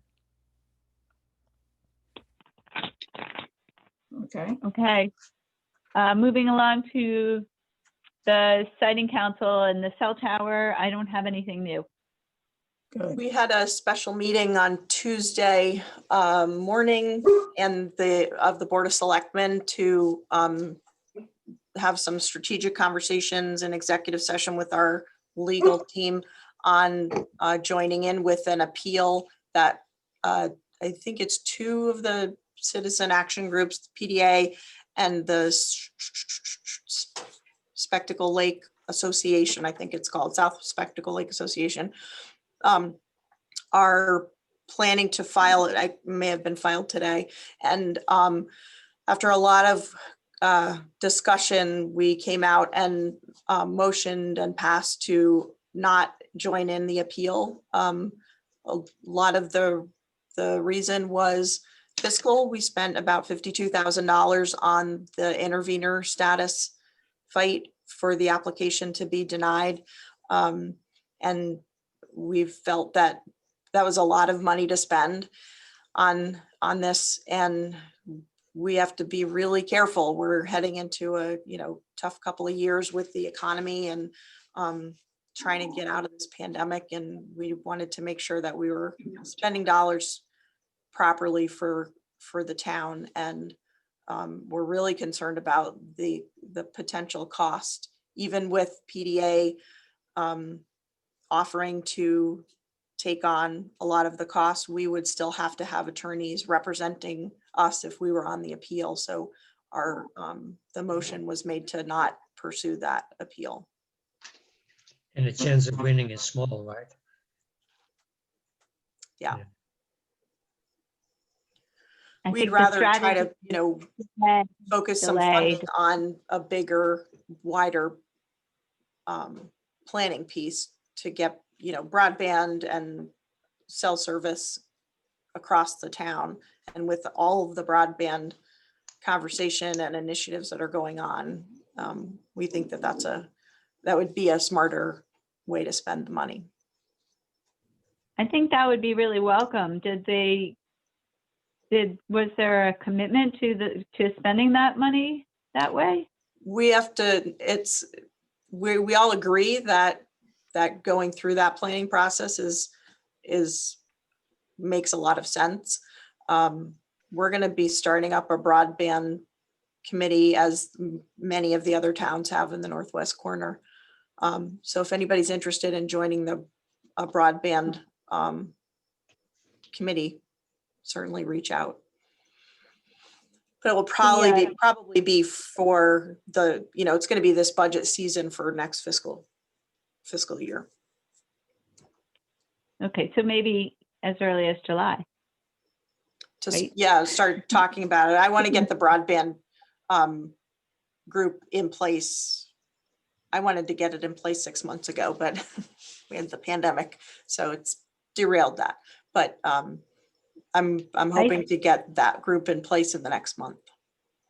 I think, quite frankly, that having the town involved in an endeavor like that would actually aid the neighbors groups, whether or not the town actually intervened in the lawsuit. So if there was any disappointment, among the townspeople or among the board itself about the decision not to participate in, in the appeal, this is one way that the town could still be helpful and still, respond to the desires of the residents, because the mere fact that the town is doing this, could be helpful evidence in the appeal. Right. Absolutely. When you're starting that group, you should be reaching out to Jill Drew and Megan Flanagan from Sharon Cornwall Groups. Yep, I've been in touch with Jill. Okay, and Megan Flanagan is amazing. She'll Awesome. help you every step of the way. Okay, great. Cool. Okay. GC3. I think that in the interest of time, all I really want to do is Thank you, Karen. say that the final phase 1 report came out for GC3. So again, this is Governor's Council on Climate Change. It's actually, they've been working on this since, I don't know, I want to say like 2014 or something. It's, it's not like new with Governor Lamont, but this is, as far as, public awareness, the farthest that it's ever come. And I think that is probably responsive to, the fact that we know a lot more about climate change than we did even just, a couple of years ago. But anyway, their phase 1 report came out, which outlines, what they hope to do in the next couple of years. They will now embark on phase 2, which is considering some of the recommendations that were made by, again, a bunch of different working groups that were really looking, specifically at certain areas.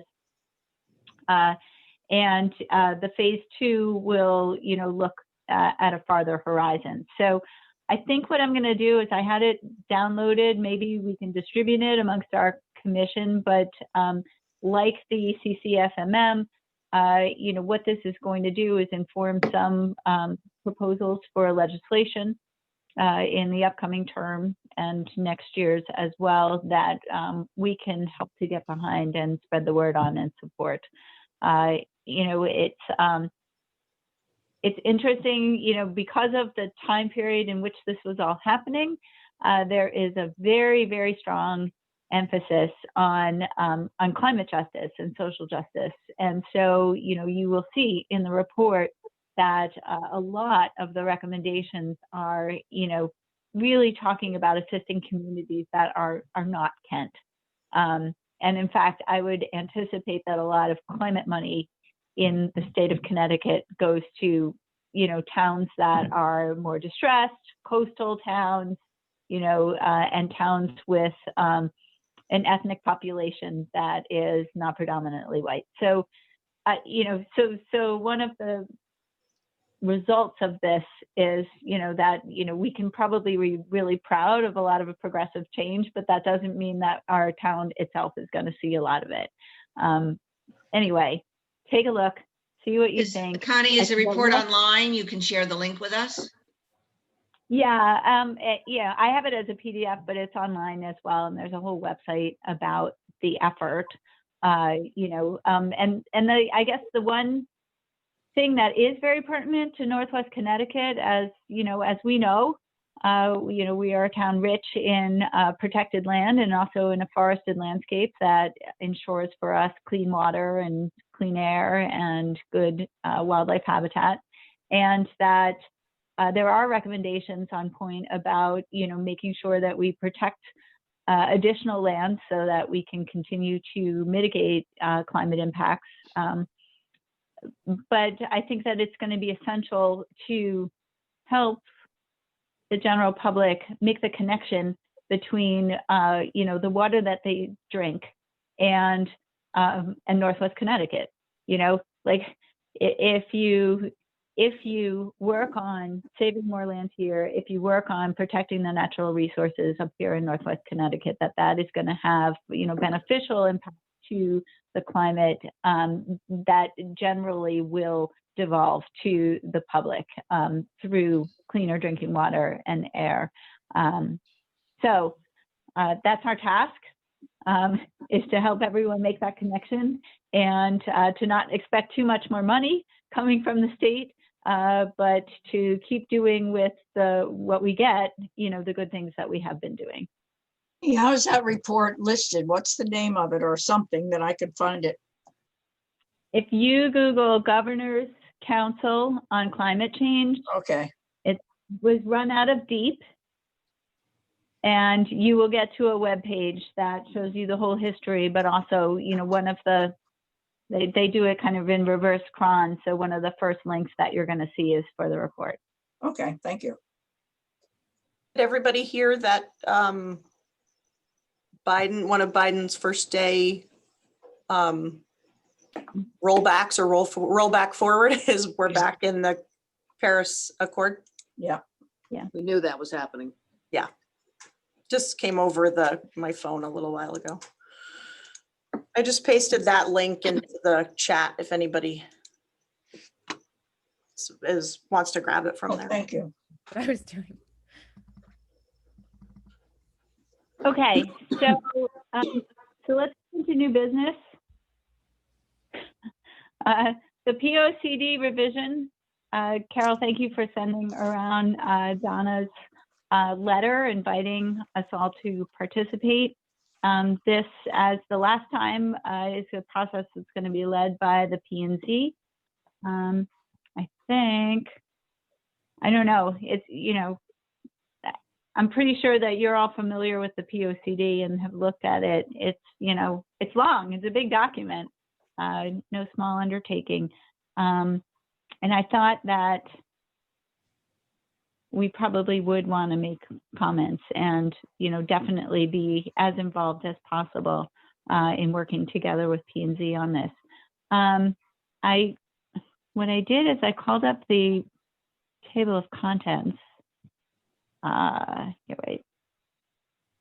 So before our meeting, I pulled the PDF off of the town's website and I converted it to a Word doc so that we could make comments directly on it if that's what we decided to do. But I think that is maybe getting a little ahead of ourselves.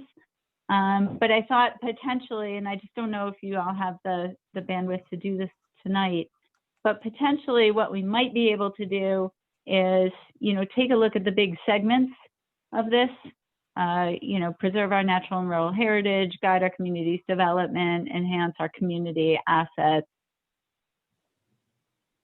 I think that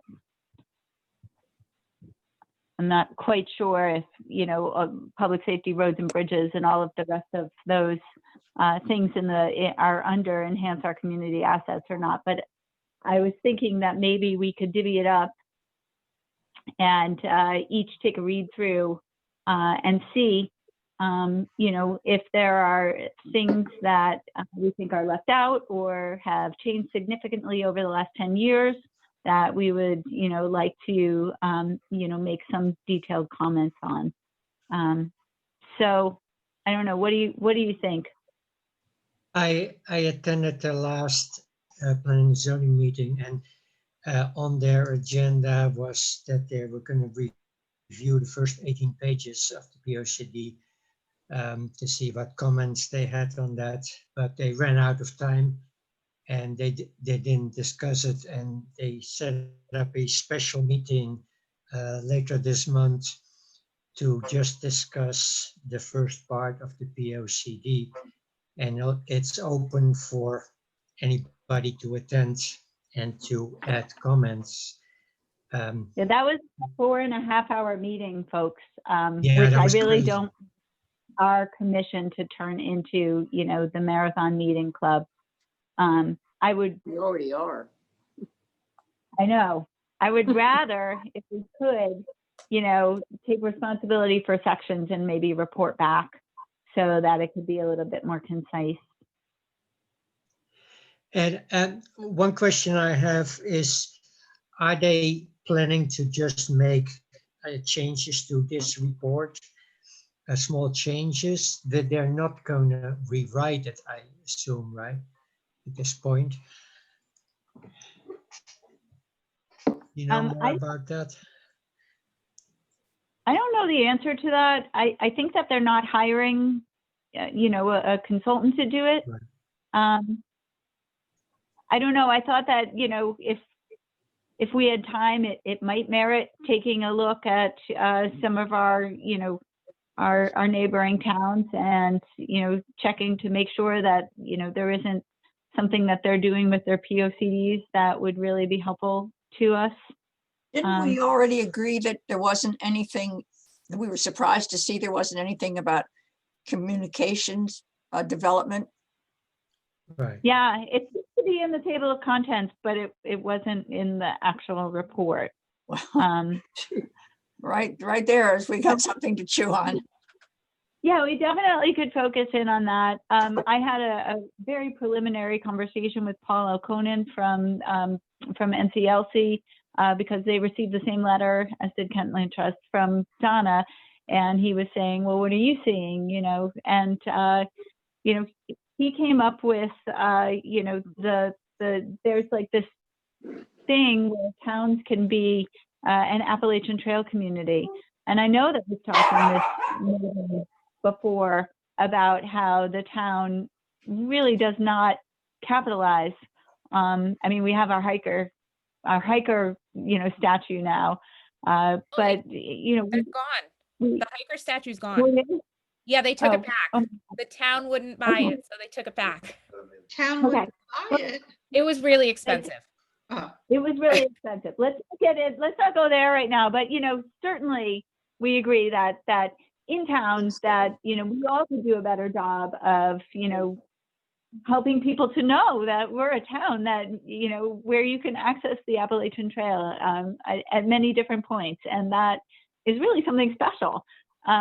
So that idea that Paul had about why couldn't Kent be an Appalachian Trail community, I thought was really valid. I mean, I'm sure there are other things like that, and that's what we want to do. Is we want to take a look. We don't want to just wordsmith it and say, oh, this should have been an and, not an or. We want to see, are there major places where we can put an idea in that's going to help us to make some progress as a town. what's the time frame that the P and Z's has with the revisions? Yost, did you get a sense at the meeting that you attended? I didn't know. No, but it's due by 2022. So say a year or 1.5 year. They have some time. But 2022 it has to be published. So one thing that came up also during that meeting was Paul Szymanski, who's an engineer and surveyor from New Milford. He came up with the idea of there's a conservation development option in Kent, but only in the rural district. And he wrote a regulation that allows that also in the village district. And it's very similar to the rural district one, but with some smaller lot sizes. And the Planning and Zoning Commission was interested in it. But I'm just wondering why he came up with that. You have to watch the meeting If before that. needed. What? You have to watch the meeting before that because that explains why he came up with that. He was asked to come up with okay. that because there's a project that is coming down the pike that it goes along with. That he comes up with? Mm-hmm. Yeah. No, well, that Because- he was contacted by a new property owner Uh-huh. about a project idea that is coming down the pike, and that would fit into that. So if you watch the meeting before, you'll understand why he came up with it for that meeting. But I don't see the need for creating some small open space areas in the village district. I'd rather see some denser development with affordable housing in the village district and keep the, I think I'm all in favor of the conservation development, the cluster development, but do that in the rural district. I was just wondering what Because of your the opinion- property, because of the property that the project is about. There's a So- And project is that the 8-acre parcel next to town hall? No, No. So I think this is maybe too granular for tonight, but I do think that this is the kind of thing that we're going to want to work through, over the next several meetings as we're kind of putting our thoughts together, sharing our thoughts. So I think it's fine if we all read through the whole thing and see if there are points that we notice. I think that, it's going to end up being cumbersome no matter what, but if there are particular categories or sections that you're more interested in than not, and you want to be like a captain of that, and then I think that's fine too. I don't know. I don't know what the best way of doing it is. But I Well, also for think it would be sure, I'll put it up higher on the agenda so we won't get to it when we're all really exhausted and hungry. That's a really good idea. Right, right. And I do think also that it is very difficult to talk about all of this stuff with so much detail without having something to look at. And so what I would ask for the PMD is that, if you've got specific points that you want to discuss, that I would prefer to have it written down and shared as part of the meeting agenda so that we have, something that, is like on page 40, there's mention of this. I think we've moved beyond that. Or, I heard the P&Z at their last meeting talking about this particular, proposal, and here's what I think on that, or something like that. I think that we need like a framework. We can't just be So- throwing off. Connie, should we all let you know if there's a particular section that we're interested in? And also you would be the keeper of what we would be talking about on the next agenda, and we can just do it by a certain amount of time each month of spending on it. And That's a till we good can get idea. ahead. I like that. I will collect comments in the order that they appear in the POCD, so that there's some, semblance of locational, reference. And, Mike, is that and Pat? yeah, and I will, I'll also, if you're interested in kind of captaining or directing, helping to lead the discussion of a particular area, let me know. I mean, this Okay, is so- something where our input really can have an effect. Oh, absolutely. Yeah. And it did last time. Yeah. So, okay, April programming, or we could do it in February if you want. I know, Liddy, that you're hungry. I'm hungry. I am very Um, hungry. Should eat before the meeting. I can't eat that early. I move that we postpone this part till the next meeting, and So Carol, how much There time may do you be- yeah. how much time do you need for the library program? I agree that the litter cleanup we can postpone. I think the Arbor Day thing we should probably. Well, let me just probably come leave a out with, little- let me just at least present sort of my idea so people can start thinking and start giving me feedback.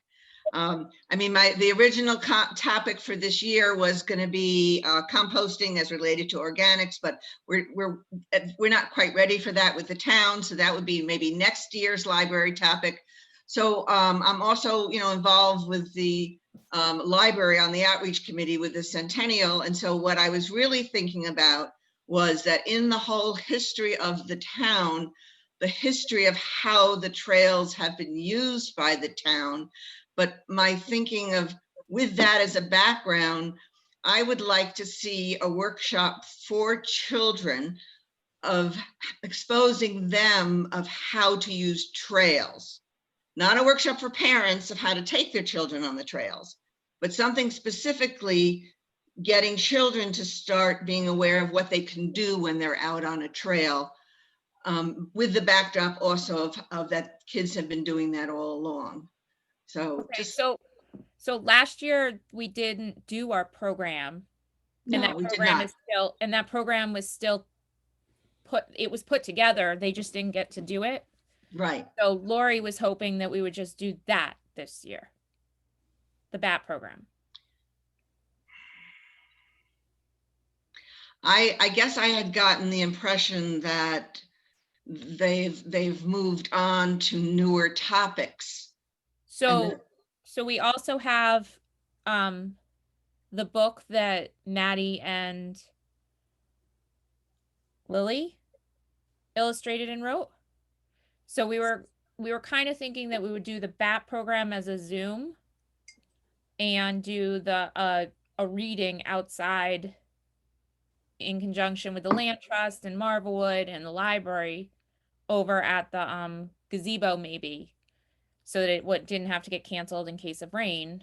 And that's a bird habitat in that area.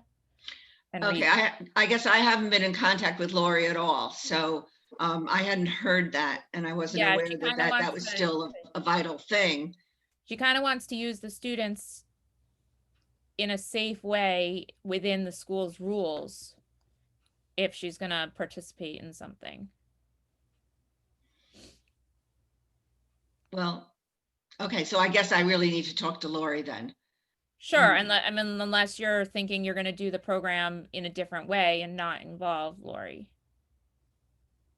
which is fine. But, okay, Is it you know gonna what? be? It's really late, so maybe we'll just have to talk more offline about this, but I guess I was thinking of that was not on the front burner anymore. And, you know, again, so much, I guess I was thinking more in line with the fact that our trail book is out there and the history of use of trails going, that the library is having the centennial and the whole history of using trails. I guess I was just kind of going on that theme, which is a great theme. I mean, the other thing to keep in mind is that the library is being optimistic and is not yet canceled their the August picnic, the August Fundraiser. no, not the fundraiser, the Oh. August program that they had for children Oh, outside. It's not a picnic. Why am I blanking? on Carnival, the The carnival. carnival, you know, so Carnival. yeah, I mean, that eventually the whole trail concept could be part of that carnival if we don't do it as part I of don't the library see- program. Yeah, I agree that the trail thing could be part of the carnival. I don't see an indoor library activity for spring break. So, you know, our thought process was offering two programs, one being a Zoom and one being an outside book reading. That could go So on. I guess well. let's not go much further with this at this point, but I'll reach out to Lori then. So what you're saying, it still would be a program that we're doing in concert with Lori, with the BAT program, which is still going on. I didn't realize it was going on as full force as it was. So if that is, They're then- not doing, the BAT program is, the BAT project has been completed, that's what I thought. but the program that they wrote for it never got presented. So that still is a possibility to present. Right, Okay. so Put it the on further. information. They didn't was present not- it because the conference was canceled, the spring break was canceled, everything was canceled, so it's still there. It's still ready. All to right, go. let me reach out to, but it is, Lori would be interested in doing this then. Okay, so let me reach out to Lori and talk to her more. Okay, Yeah, I mean, I think you don't need to take any ideas off the table. It's just when and what. So, you know, I mean, that the teaching children to use trails is a lovely idea. You know, it would be great to do that on a trail. So, you know, let's see if we can bake up more than one idea. I mean, what we're going through with so many of the things that we're doing is we can't anticipate a month from now, Yeah. 2 months from now, 3 months from now, what the opportunities really are, and it's very hard to plan. But this is I good. think I'm We can really always glad that I brought this up because Melissa, I had no idea that Lori was still interested in working on this. Yeah, I think that, you know, outside things are always think out of the box doable. Regardless of where we're at, there's some way we can do an outside gathering to read a story or whatever. And then Zoom obviously is always a possibility, and it's, you know, as many people as you want in that, there's no limit. So, you know, we can plan, especially since this is only a couple months away and we know we're not going to be out of it by then. Yeah, unfortunately, I think so. All But right. on the other two topics, on the litter and on the Arbor Day, is there anything that we have to put into motion now? Because this was very good that I brought this up so I can put this into motion. The other two, Liddy, anything else that we have to do to start going? I don't think so. If Okay, fine. we can't do a cleanup, we'll just maybe Right. send out an encouraging email that people go do their own cleanup. And the Arbor Day, any thoughts? I can wait at least a month. Okay, fine. Yeah. I think So, first yeah, thing- I don't know if they want to do any outdoor gathering. I mean, we can do a planting, but if they can't come out with classes. All right, but And there's nothing that we really need to start at. Well, I So- think worst case scenario, we do the saplings like we did last year. We're gonna do something, whether it's plant a tree or give a tree.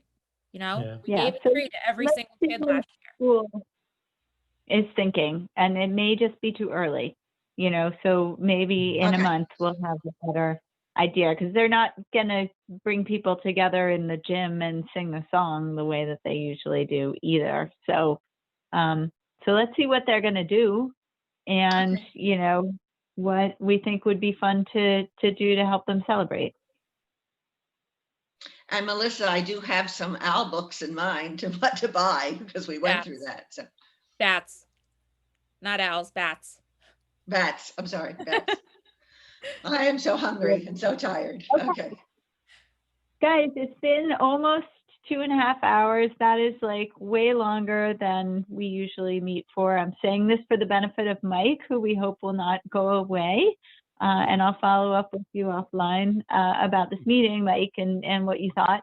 But we, you know, again, I speak for all of us when, you know, I say we're so excited that you joined us tonight. But I also want to just, you know, make a commitment to you that, like, I think 2.5 hours is way too long for a meeting. I don't think that we should We ever don't do go this, above- Mike. We don't do this. How long This is, should a this is meeting not be? the bait and switch is what you're telling me. Okay. I think a meeting should be no longer than 2 hours and preferably 1.5 hours. So let's please try to make sure that we keep to that in the future. And thank you for staying When with us I tonight. put something on the agenda that I say update, I really mean just like a 1-sentence update. Unless, you know, obviously we get, if there's problems, but, you know, I'm because sorry, I part think of it's things, bringing up- we need to keep things on, certain things we need to keep on the agenda. So we don't want to eliminate them, but I just put update and that's quick and let's move on. Yeah. Okay. Okay. Good. Well, see if you can catch the end of that concert. Happy Inauguration Day, everyone. And I hope that you all get to have a good bite to eat now. And stay healthy, everybody, and get your vaccines as soon as you can. Good to see you.